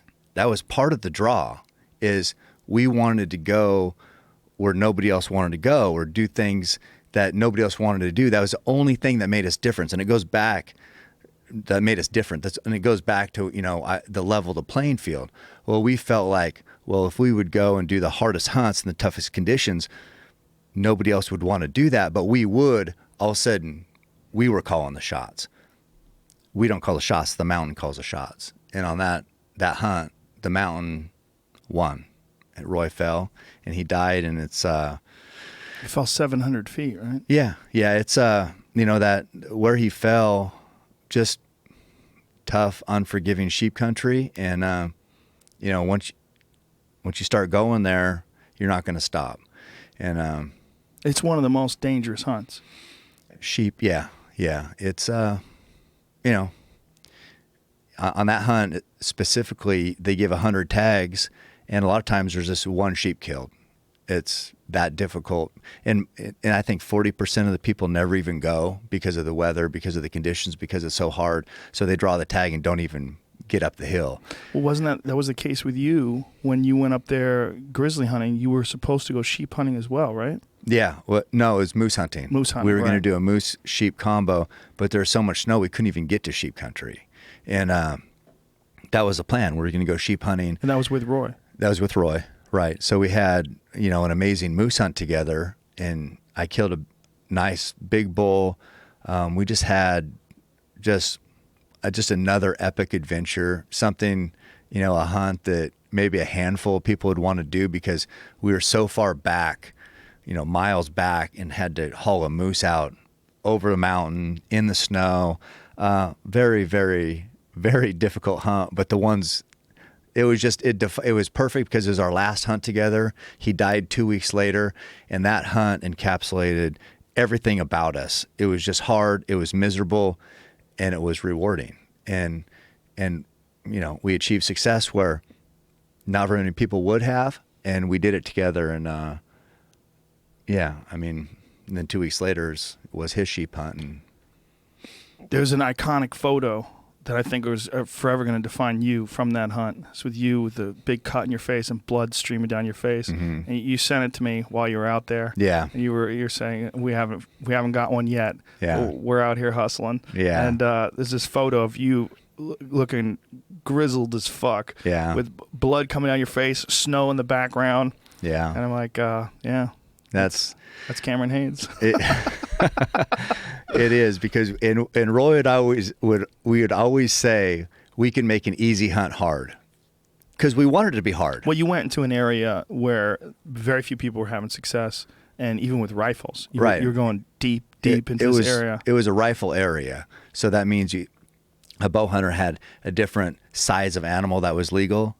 If you're hunting if you're hunting in this area, it was a rifle area, it had to be a little bigger. So it had to be 50 inches wide, but it had to have 4 brow tines, so you're making it harder. So we were there in the rifle area, and we got it done. And it was a hunt that's what we love. We loved hard. We just loved the test. Now, when you go out there, does a bow hunter have different standards than a rifle hunter? Like, if you were there with a rifle, would you have to have shot a bigger bull? No, that was You went to the bigger area. I went to the big area. So in the bow area, it only has to have 3 brow tines, the moose. In the rifle area, it had to have 4. So I had to find one with 4. Well, mine had 5 on one side, 4 on another. So it was good, and it was over 50 inches wide. So it was legal all the way around. But if I would have just focused on the bow area, it could have been a lesser bull in regard to brow tine. But and they do this to make sure, again, that the mature animals are harvested, right, so that the younger animals can breed. And so this is all calculated by wildlife biologists to make sure that they have healthy populations of these animals. Yeah, just that mature bull has served his purpose, so to speak. He's bred the animals over the years. He's probably on the decline, so it's a perfect time to take him out. So that's not what people associate it almost instantly with, oh, you're fucking trophy hunting. You just want a bigger rack. Like, they do that specifically because it's for the health of the population of these animals. Yeah. I mean, we care about the animals. We care about, and do like to kill a big animal, but it's dual purpose. We want to kill a big animal because it's awesome. It's hard. It's hard to kill. They're smart. They're wiser. An older, mature animal, especially with the bow. So that's hard to do. And then also on the dual purpose side, it helps the health of the herd. So we're doing the best we can, but most of all, when you go back to bow hunting in general, it's just, for me, it's just the test. The ultimate test is something that's very hard, and that's the draw. Yeah, and that hunt also really exemplifies why your hard work is so important. First of all, you shot the moose at 90 yards, which is an incredible. I mean, we were shooting today at 45 yards, and as far as fuck. I never said how far I shot that moose until I just right now. told people. Sorry. Well, listen, Tim Gillingham, we were talking about on the Gritty Bowman podcast, who is a world champion archer who was talking about routinely shooting animals over 100 yards, and that he does this because he's a world champion archer, and he can do that. When you're shooting a moose, the distance that you can shoot a moose versus a guy like me who, by the way, I still shoot every day, but I can't do that. It's not an ethical distance for me, but it is for you. And to have to haul that animal out, sorry to blow up your spot, about 90 yards. I thought you already told people. No. But it was a perfect shot. Right. I mean, but that's a funny area with shooting something like a rifle shot at 90. First mule deer, that mule deer right there to your left, that was 200 yards. That's the first time I ever pulled a trigger on anything. Yeah. Anything. Right. And that was 200. But with the rifle, that's normal. You get a rest with the rifle. You just you don't punch it. I was prone. I was lying on my stomach. The whole thing was perfect. Yeah. The rifle is a tool. You just let it perform. It's going to work. Yeah. The bow hunt with the bow, it's just a lot of variables. So all of your preparation, the shooting every day for years and decades, really, and then also your physical fitness to be able to pack out. I mean, a moose is how much pounds did that thing weigh? We had about 600 pounds of meat. That's just the meat. Just the meat. I mean, how much did the animal weigh? Oh, I don't know. 1,200 pounds, probably 1,000. I don't know. It's an enormous animal. Yeah. Until you see one, like, and you're there physically next to it, you don't realize. No. It took us hours to break. I killed it. It was in the evening. And Roy and I, we had cameramen there, but they ended up they filmed a little bit of the process of breaking it down. Then they headed back to the spike camp. And Roy and I stayed there, which we liked just doing it by ourselves back there together, singing. What were you singing? He would always sing. I don't know. Really? What kind of stuff did he sing? Country Girl, Shake It For Me, little Luke Bryan maybe, little Lady Gaga, I think. Oh God. Yeah, he was well versed, a terrible singer, but it's just what we did. Right. Well, it's also just part of the deal. You were happy. Oh, successful hunt. It was, God, I'm gonna miss those times with him because it's just hard knowing the journey we'd been through together. That's why it's so appreciated. And who else? There's another example. We hunted this year and hunted the brown bear together, and I killed this bear. The sow went over and was attacking the corpse of the bear. The bear died. She didn't know what was going on. She smelled blood, just went crazy. These brown bear they're big predators. And something goes in their head, it's going to have an issue. So she heard when I shot the boar, it made a noise. It sort of ran towards her. She stood up, didn't know what was going on, knew he had made this noise, so she ran towards where he was. Well, as soon as she hit his path, she smelled the blood from where my arrow passed through him. So she tracked him by the blood, just basically running, smelling blood. She got to him and he had died already. She started attacking him. This is just what they do. These aren't crying, hugging bear. And so she's going, and I'm with Roy, and I said, she's tearing on my bear. And I'm like, get off my bear. And I'm yelling to her. I'm like, and so I tell Roy, I said, we got to get her. I said, shoot out there. So he shoots, boom. And she's like, didn't even, he didn't shoot at her. He just was making the noise. Just to scare her. Nothing. And I'm like, hey, get off that bear. And she looked up, and then she saw us. All of a sudden, here she comes, sprinting. And it was like, what is going on? And she's like a blood frenzy. Yeah, it was so much going on at one time, and then something triggered in her head, and she was just crazy. So here she comes, and I killed my bears in a creek. She got to the creek, and Roy says, if she doesn't stop, I'm going to have to shoot her. And I said, yeah. So she comes up to our side of the creek, and I have an arrow knocked, and I don't know what I'm going to do with an arrow, but I never pack a gun, so I just had my bow, and he had the gun. She stands up at 20 yards away, and we're just standing there, and it's a standoff. And so we think, well, she stood up. She's going to see what's going on. There's three of us standing there, and she's going to say, okay, I'm drop down and leave. So we're like, get out of here. And she drops down, beeline right towards us. At 20 yards. Charging. And so Roy, boom. And he drops her. One shot, made a good shot. He hit, missed her head, but hit right here, and it just folded her right there. And it was what stands out for me is that,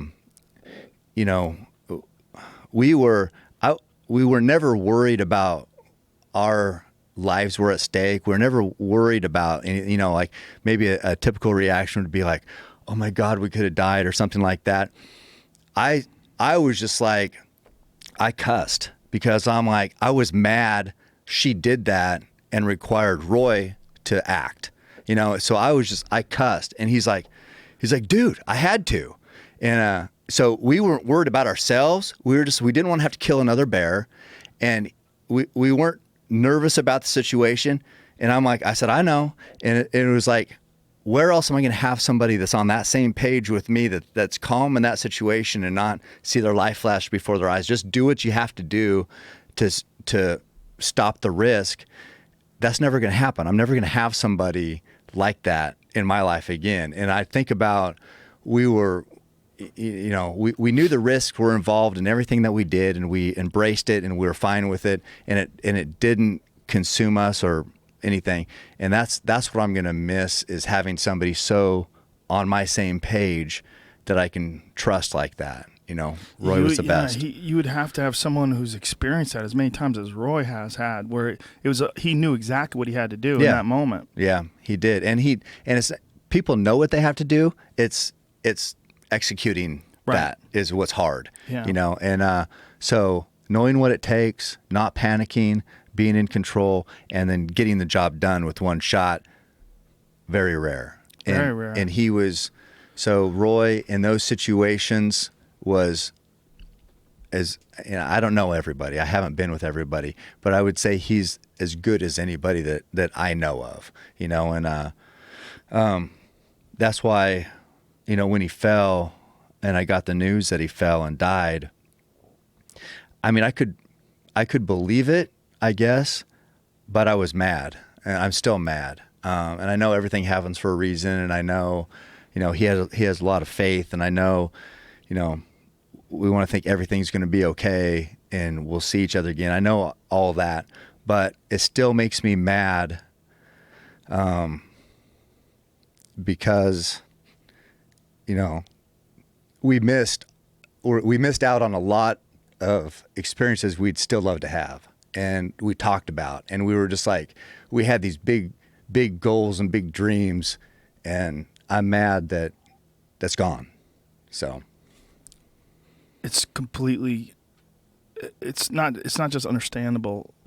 It's something that very few people could probably relate to, the kind of intimate friendship that you would have with someone who's experienced those kind of hunts, that's been in the wilderness, that's done like that moose hunt that you were talking about, when you guys were deep in the wilderness like that. It's something that very few people will ever experience, that kind of danger, that kind of intimate moment in the wilderness, just that connection to the wild that you guys had together. Right. And so the whole point, I guess, with all that is, it's, people say, well, you're murderous or you want to kill. It's such a small part of what me and Roy experienced together. The kills were, we achieved our goal. That was it. It was the journey. It was the brotherhood. It was, growing up. And that's what hunting is. It's not just you're out killing. It's you're experiencing nature at its most brutal, or its most rewarding, or the entire gamut. And when that makes you who you are, it's powerful. And that's what hunting was to us. Yeah, there's a lot of people that are listening to this, I'm sure. They're like, well, why is that? Why should you feel any worse for your friend than we should for the animals that you killed? Mm-hmm. There's a lot of people that they sort of connect animals almost with people in a way, or maybe even better than people in a way. Maybe. And I think that's a good part of this disconnect that we're talking about. These people that they don't experience these moments. They don't know anybody like that. They don't have a friendship with someone like Roy. They don't. They haven't had these experiences like you did with him. Yeah, it's. I remember you sent me the text. I'm sorry to interrupt you, but you sent me the text when he died, and I knew, that had to be just devastating too. It still is. Yeah, I don't think there's very few men like Roy. He was capable. He was just somebody you could count on. Anybody could count on, and it's just tough to replace. Well, it's very easy to get by in this world today. It's very easy to get by without being that kind of a person. It's very difficult to become that kind of a person, to always make the right decisions, to always push ahead, to always show character, to always be someone that you can count on. It's hard. It's society today is too easy, I believe, and so that's why I think that's kind of the draw for me to pushing myself the way I do, physically, mentally. I don't like, if something's easy, I'm not attracted to it. I want to be hard. I want it to be hard. I want it to be difficult, and because society makes us weak, it makes us feel entitled, and I don't like it. I don't, every day I feel like, unless I'm beat down or tired or whatever, I don't feel like I achieved what I needed to achieve that day. And it's just, I can't expect anybody else to feel like that. That's just me. Everybody else is motivated by different things, have different priorities. I'm just for me. And it's, and so finding somebody who of the same mindset as me can be tough. It's very rare. It's hard for people to gravitate towards challenge, but through challenge you get the greatest reward, because through staying in bed, like there's that the call of the bed is strong, the warm bed, and just let me just hit fucking snooze in this alarm clock and get 9 more minutes, or let me just shut it off and call in sick to work. Let me just not do what I'm supposed to do. Yeah. Let me just sleep. And there was an article that I posted recently where they were talking about the power that dopamine has, and dopamine and memories. And it's one of the reasons why people have such a hard time kicking bad habits, is because we gravitate towards these like reward experiences that we have in our head, the reward of eating shitty food, or of drinking too much, or of, it's your mind sort of carves these paths towards these rewarding, like almost self-destructive behaviors, because they give you dopamine, whether it's eating shitty food or whatever. But it's the rare person whose mind gravitates towards the reward of accomplishment, the reward of pushing yourself through a very, very difficult circumstance, very difficult challenge to get to that feeling of accomplishment, like you get, I'm sure, when you run a marathon, or like you get when you get to the top of the mountain, when you're pushing, when you don't want to, and you get to it and you did it, and you know that you overcome this weakness inside of you that wants you to quit. Right. That everybody experiences at some point in their life, and it's a matter of how you react to that experience and how you react to that pull. The pull towards the bed is strong. Yeah. The pull towards weakness is strong, because it's so easy to do. It's so easy to quit. It's easy to quit. It is. You see it all the time. It's one reason why, I mean, it seems minor, but, when I get up at 4 or 5 in the morning, I have to be at work at 7. But when I get up early to do my fasted cardio runs, and I'm out, and so I have no fuel, I'm out there, there's nobody out at 4 or 5 in the morning, and I'm running into the neighborhoods by my house. All the lights are off. I just envision people in there comfortable sleeping. And I feel like, I feel the best then when it's like when I run the mountain when it's sunny, I don't feel as good as when I run it when it's pouring rain, because it's easy to go out and do it when it's sunny. If I run, on a weekend in the middle of the day, lots of people out there, I don't feel that accomplished. When I do it at 4 or 5 in the morning when nobody's out there, and it's just like that in my head, and my head might not be normal, but I just love, and people always say, all that running, you're going to be in a wheelchair by the time you're 60. And I'm like, who's guaranteed to live to 60?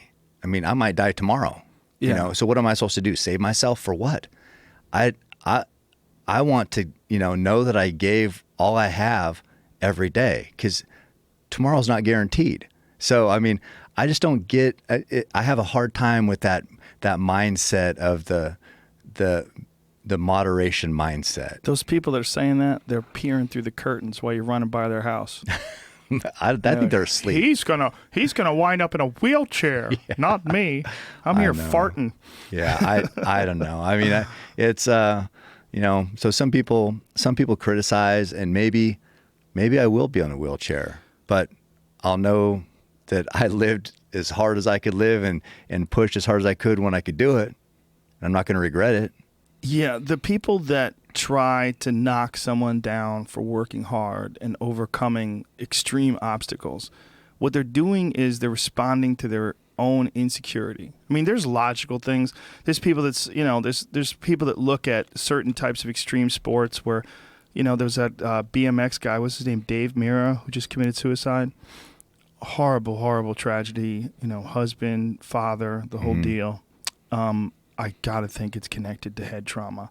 And I think you're talking about a completely different thing when you're talking about head trauma, because these poor guys that do these extreme sports, they wind up getting really banged up, and that causes some pretty severe depression.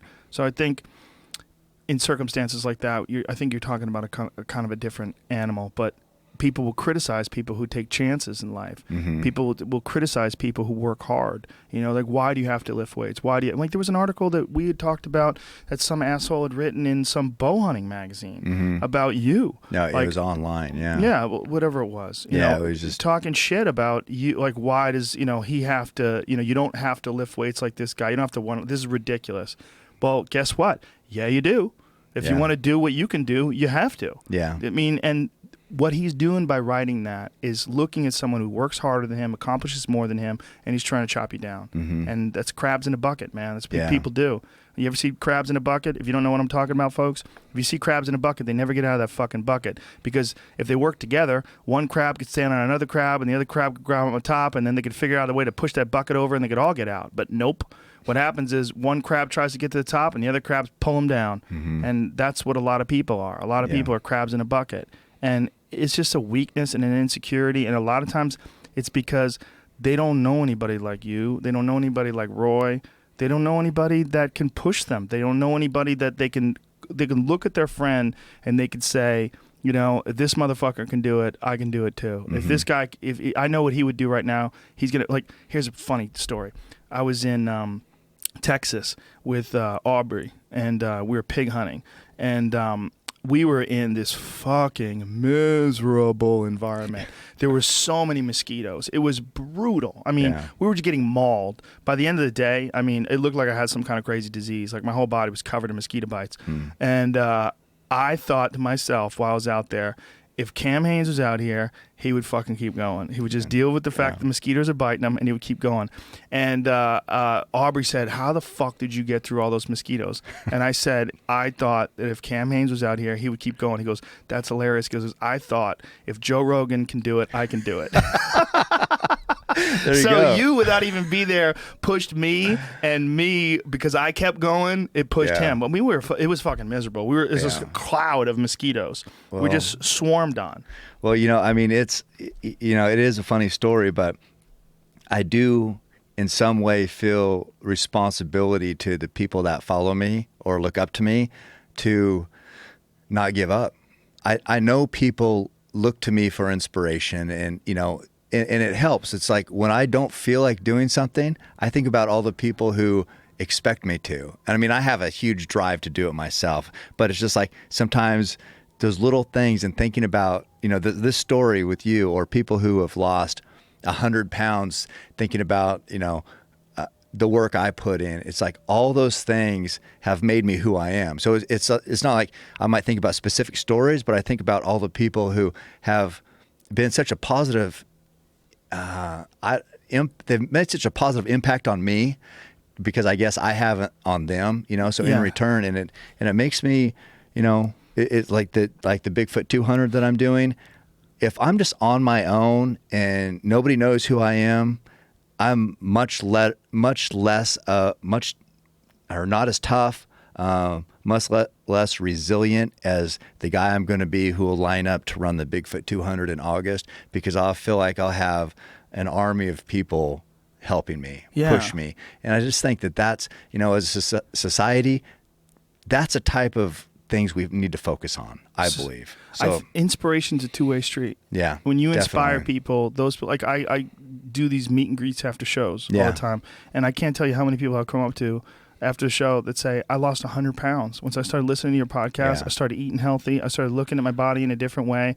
I started realizing, like, I would be happier if I took care of myself. And then I'm happier when I do force myself to exercise. Right. And now I do it every day, and I'm drinking kale shakes, and I'm eating healthy foods, and I stopped drinking and all this.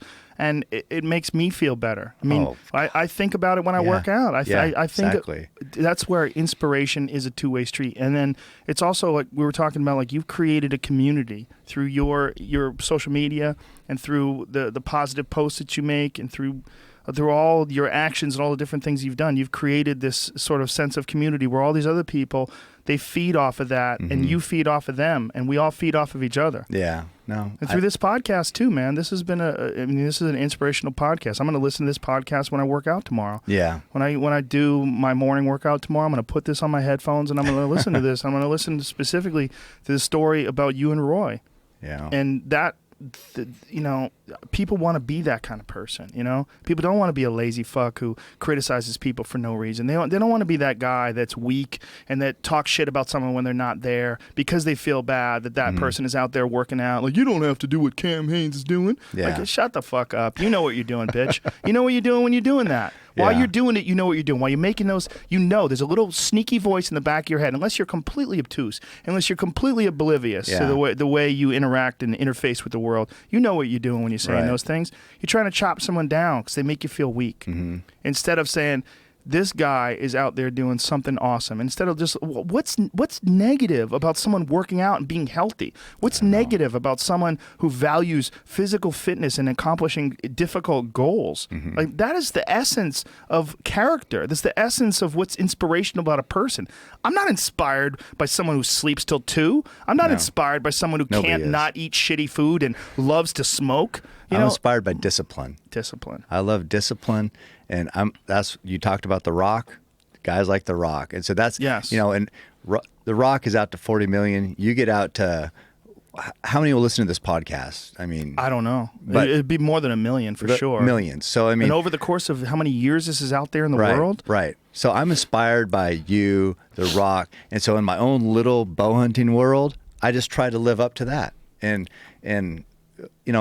I guess what I want to thank you for giving me this platform and giving me access to all you've created here, because, as we've talked about, that's what feels good, to reach people, inspire people. And maybe they'll be inspired, maybe even a little by the heartbreak of losing a good buddy, maybe to be a better friend, or maybe to be somebody who, I don't know, that integral part of somebody else's life. Maybe that'll inspire them. Maybe the workout part, who knows?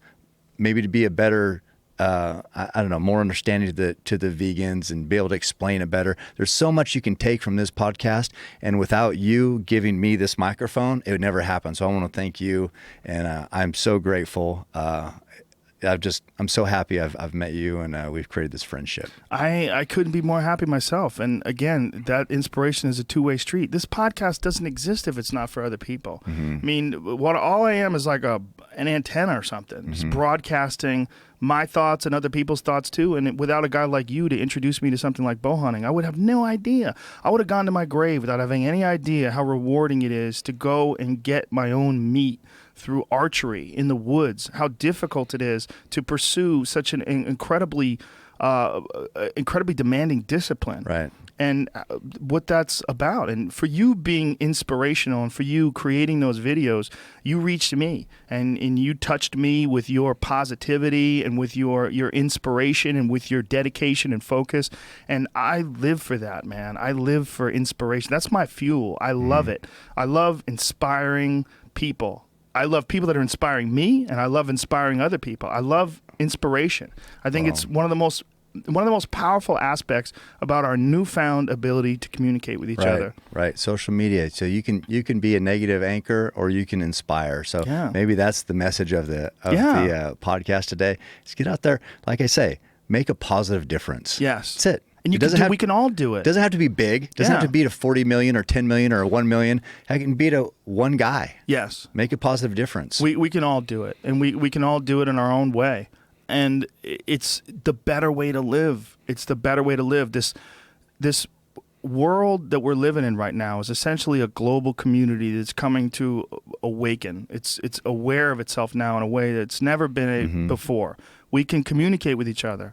Like, there's this strange new time where you can you could seek out shit that pisses you off. You could just fucking spend all day on Kanye West's Instagram page and get angry. You know? you could just scour through all the worst aspects of all sorts of different people, or you can choose to be inspired. You can choose to live your life in a powerful and dedicated way. But there's only one way to do that. It's through action. Yeah. It's a choice. Yeah, it is a choice, man. But it's a good choice. It's a great choice to make. Well, through that choice, you enrich yourself and you enrich the other people that you come in contact with. And then we're stronger as a society. And for sure. No, we're not perfect people, folks. No. You know, we all fuck up. We all get mad when we shouldn't get mad. We all falter. And through those lessons of failure, sometimes the disappointment you have in yourself when you come up short is the fuel you need to make sure you never come up short that way again. And maybe you'll come up short in another way next week. You know, well, that fucking thing's never going to happen again either. And you got to find a way. It's a process, yeah. Yeah, it is a process. And that's one of the things that I really try to drill into people's heads. You know, they go, "Oh, how have you done so many things?" I've done so many things because I've sucked at all of them. Yeah. Everything I've ever tried, I sucked at in the beginning. Everything. Right. You fail, and then you learn how to not fail. Right. And you know, how do you do that? Well, you take goddamn chances. That's how you start bow hunting at 45. You got to fucking take chances.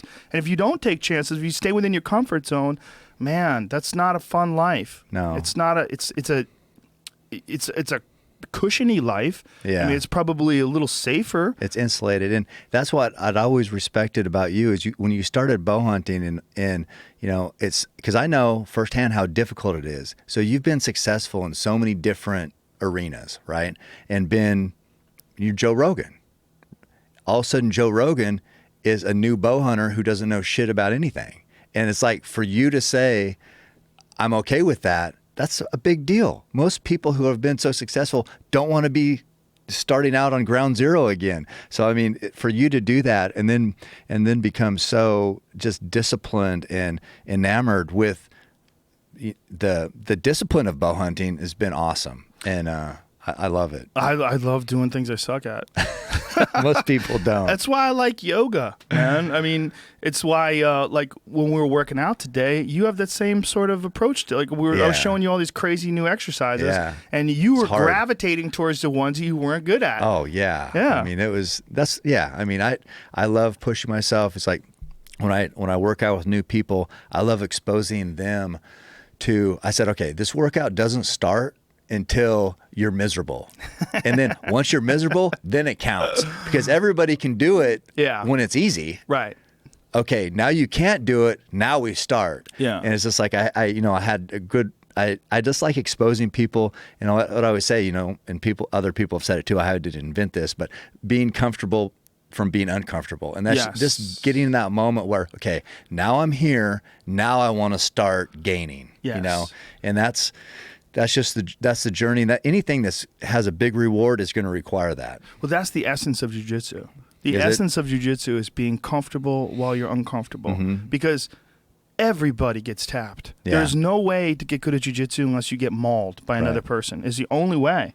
And you know, for me, I started jiu-jitsu as, you know, a former Taekwondo champion who had spent my whole life. I was successful at striking. My whole life I had done, you know, different forms of striking competitions. And then all of a sudden I'm doing jiu-jitsu and getting fucking crushed by people who are my size or smaller, and they're just beating the piss out of me. Yeah. Like I'm a rag doll, like I'm a grappling dummy.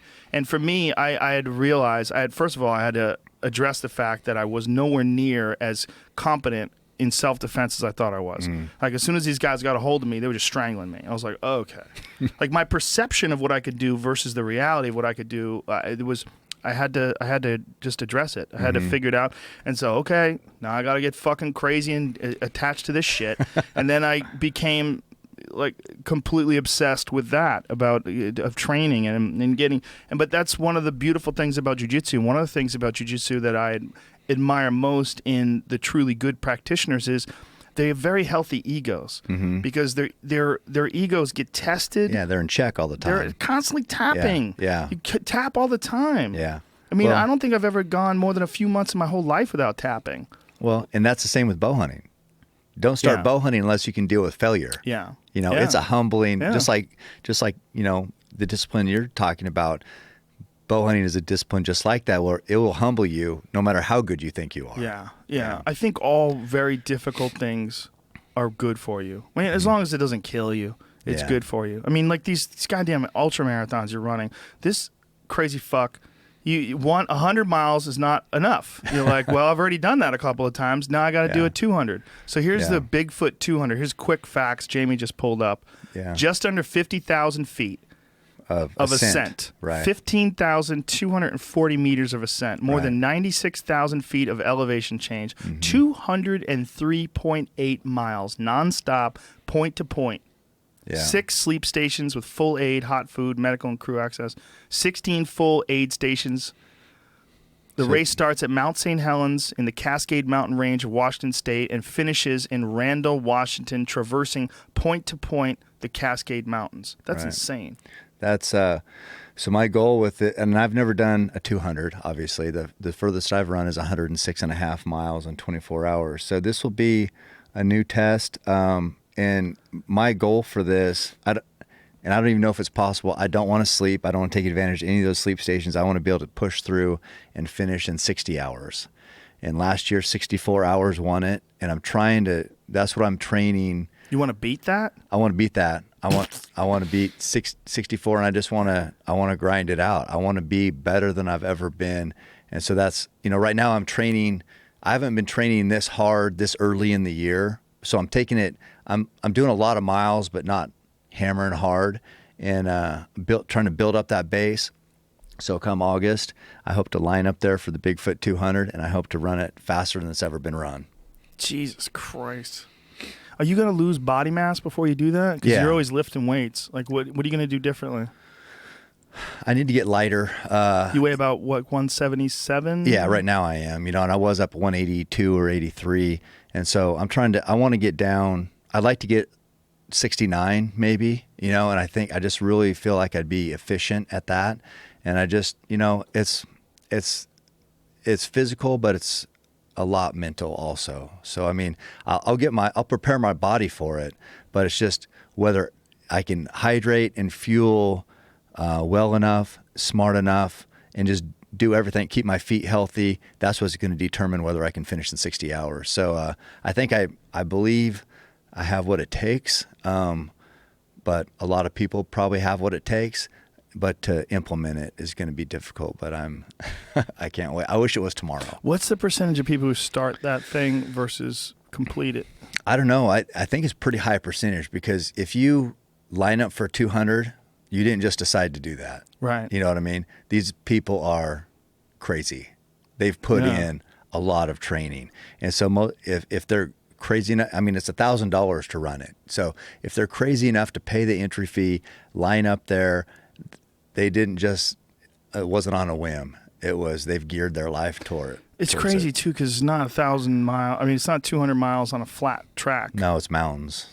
Mountains. I mean, you know, that 50,000 feet of ascent. Oh my God. That's what is that? 2 Mount Everest? Jesus Christ. You know? What is Mount Everest? 30,000 feet? I think it's 26. Jesus. Something like that. Oh so, I mean, God. it's 2 of those. And I mean, and it has that same, so it's 96,000 feet of change. So what that means is you're grinding up as much as you're hammering down, and that down breaks your quads down as, you know, because you have to slow yourself down. Is this it? Yeah. This is a video of it? Yep. So that's the country that it's in.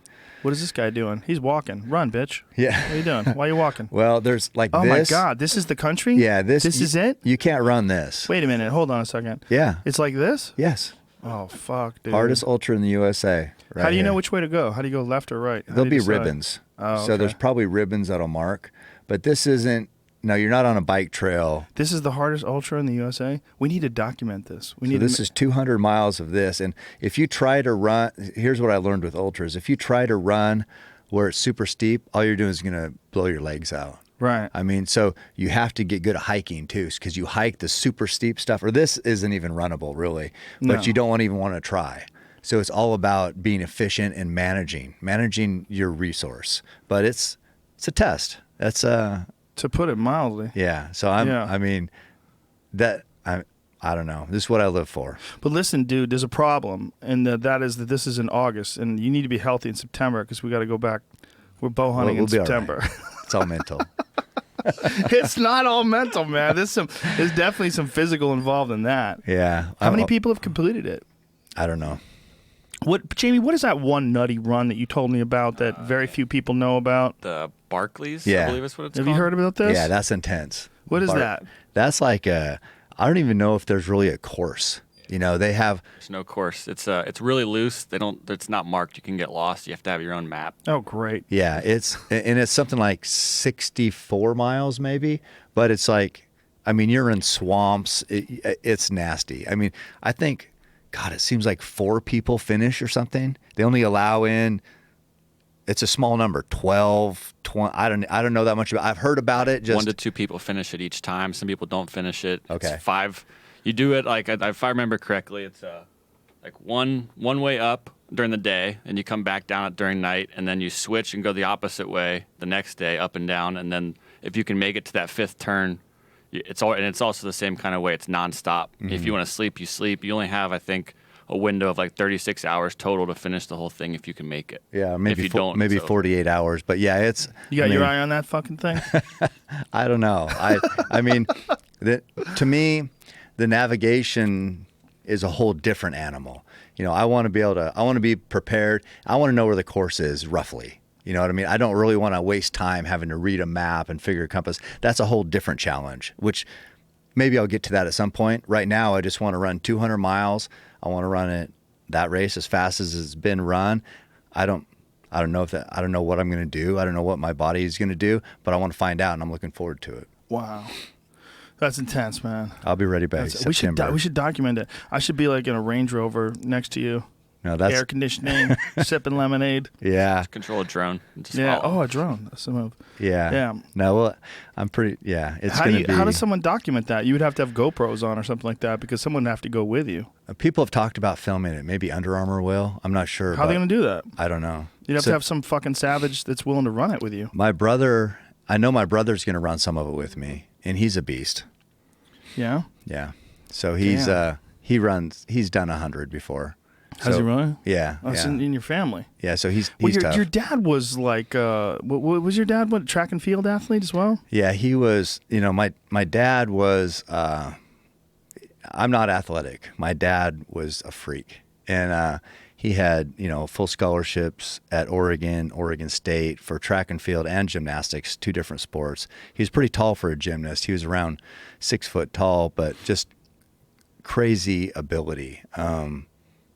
He was an amazing athlete. So I didn't get that, but maybe I got enough of it to be tough. Yeah, but see, when people say that, like, well, what have you attempted to do that's athletic where you failed at? Like people that say, oh, I'm not a really good athlete. Like, what is a really good athlete? It's someone who practices the techniques of whatever sport they're trying to do and gets really good at it. Yeah. I mean, you're really good at running and you're really good at bow hunting. Bow hunting is absolutely athletic. Right. But it's like if golf is a fucking sport, what's bow hunting? I mean, is a problem with calling hunting a sport? A lot of people have, because I think it's best described as a discipline. Right. Because I don't like to think of it as something that you score points. Yeah, me neither. I don't. It's too trivial. No. It's too much of life. But I do think there is athleticism within bow hunting. 100%. Especially out west, especially in the mountains in Alaska. So yeah, I mean, when people think athlete, they think the sports, track and field, football, basketball, things like that. So I mean, I didn't get that elite athleticism in those sports as my dad did. I mean, I think he had the ability to make the Olympics, but life happened. I was born, this or that. So he was a freak in what you might call normal athletic events. Maybe bow hunting, qualifies. And it's 100% qualifies. Mm-hmm. I mean, look, does fighting qualify as athletics? I think it does, but it's way more intense than regular athletics. It's something way more personal and dangerous about the goal of knocking someone unconscious while they're trying to knock you unconscious. And if fighting, if that counts, if that's athletics, bow hunting is most certainly athletics. But I think we both agree that it's a little bit more intense than a sport. Yeah, definitely. It's almost disrespectful in a way not, I mean, if you consider it a sport, you call it a sport, that's fine. But in my view, it's so much about the life and the reverence for this animal that you hunt and then take. It's not, we won the Super Bowl. No. We scored the goal. The ball went in the hole. It's the journey. It's the journey. It's not just the punch tag. So the punch tag, you'd say, well, I won. Yeah. I won. So in a sport, there's a winner and a loser. You kill the animal, you punch your tag, you won. It's not it. I mean, it's the whole journey that leads to that. And then also we talk about getting the meat home and providing for your family. How do you score that? Yeah, you can't. So, can't. Yeah, it's not a sport in that regard for sure. It's a discipline. And even that word is like, bow hunting is bow hunting, man. That's what it is. Yeah, it's on its own. It's on its own. It's got its own thing. And on that note, you got to catch a flight, my brother. I do. Thank you again. Oh, so much thanks. fun to hang out. Even just for a few hours, it was great to hang out with you in Salt Lake and wander around all those freaks and their dead animals. All right, folks, we'll be back tomorrow with my brother Doug Duran. Wednesday, Boss Rutan and Marl Ranalla. Woo! That's going to be fun. The original team or one of the original teams from Pride Broadcasting, two great guys. Marl's an awesome dude, and Boss is the best. And, of course, on Friday, Robin Black, who now works for the UFC. We got him a job. Yes! So we'll see you soon. Thank you, everybody. Much love. Bye-bye. Later.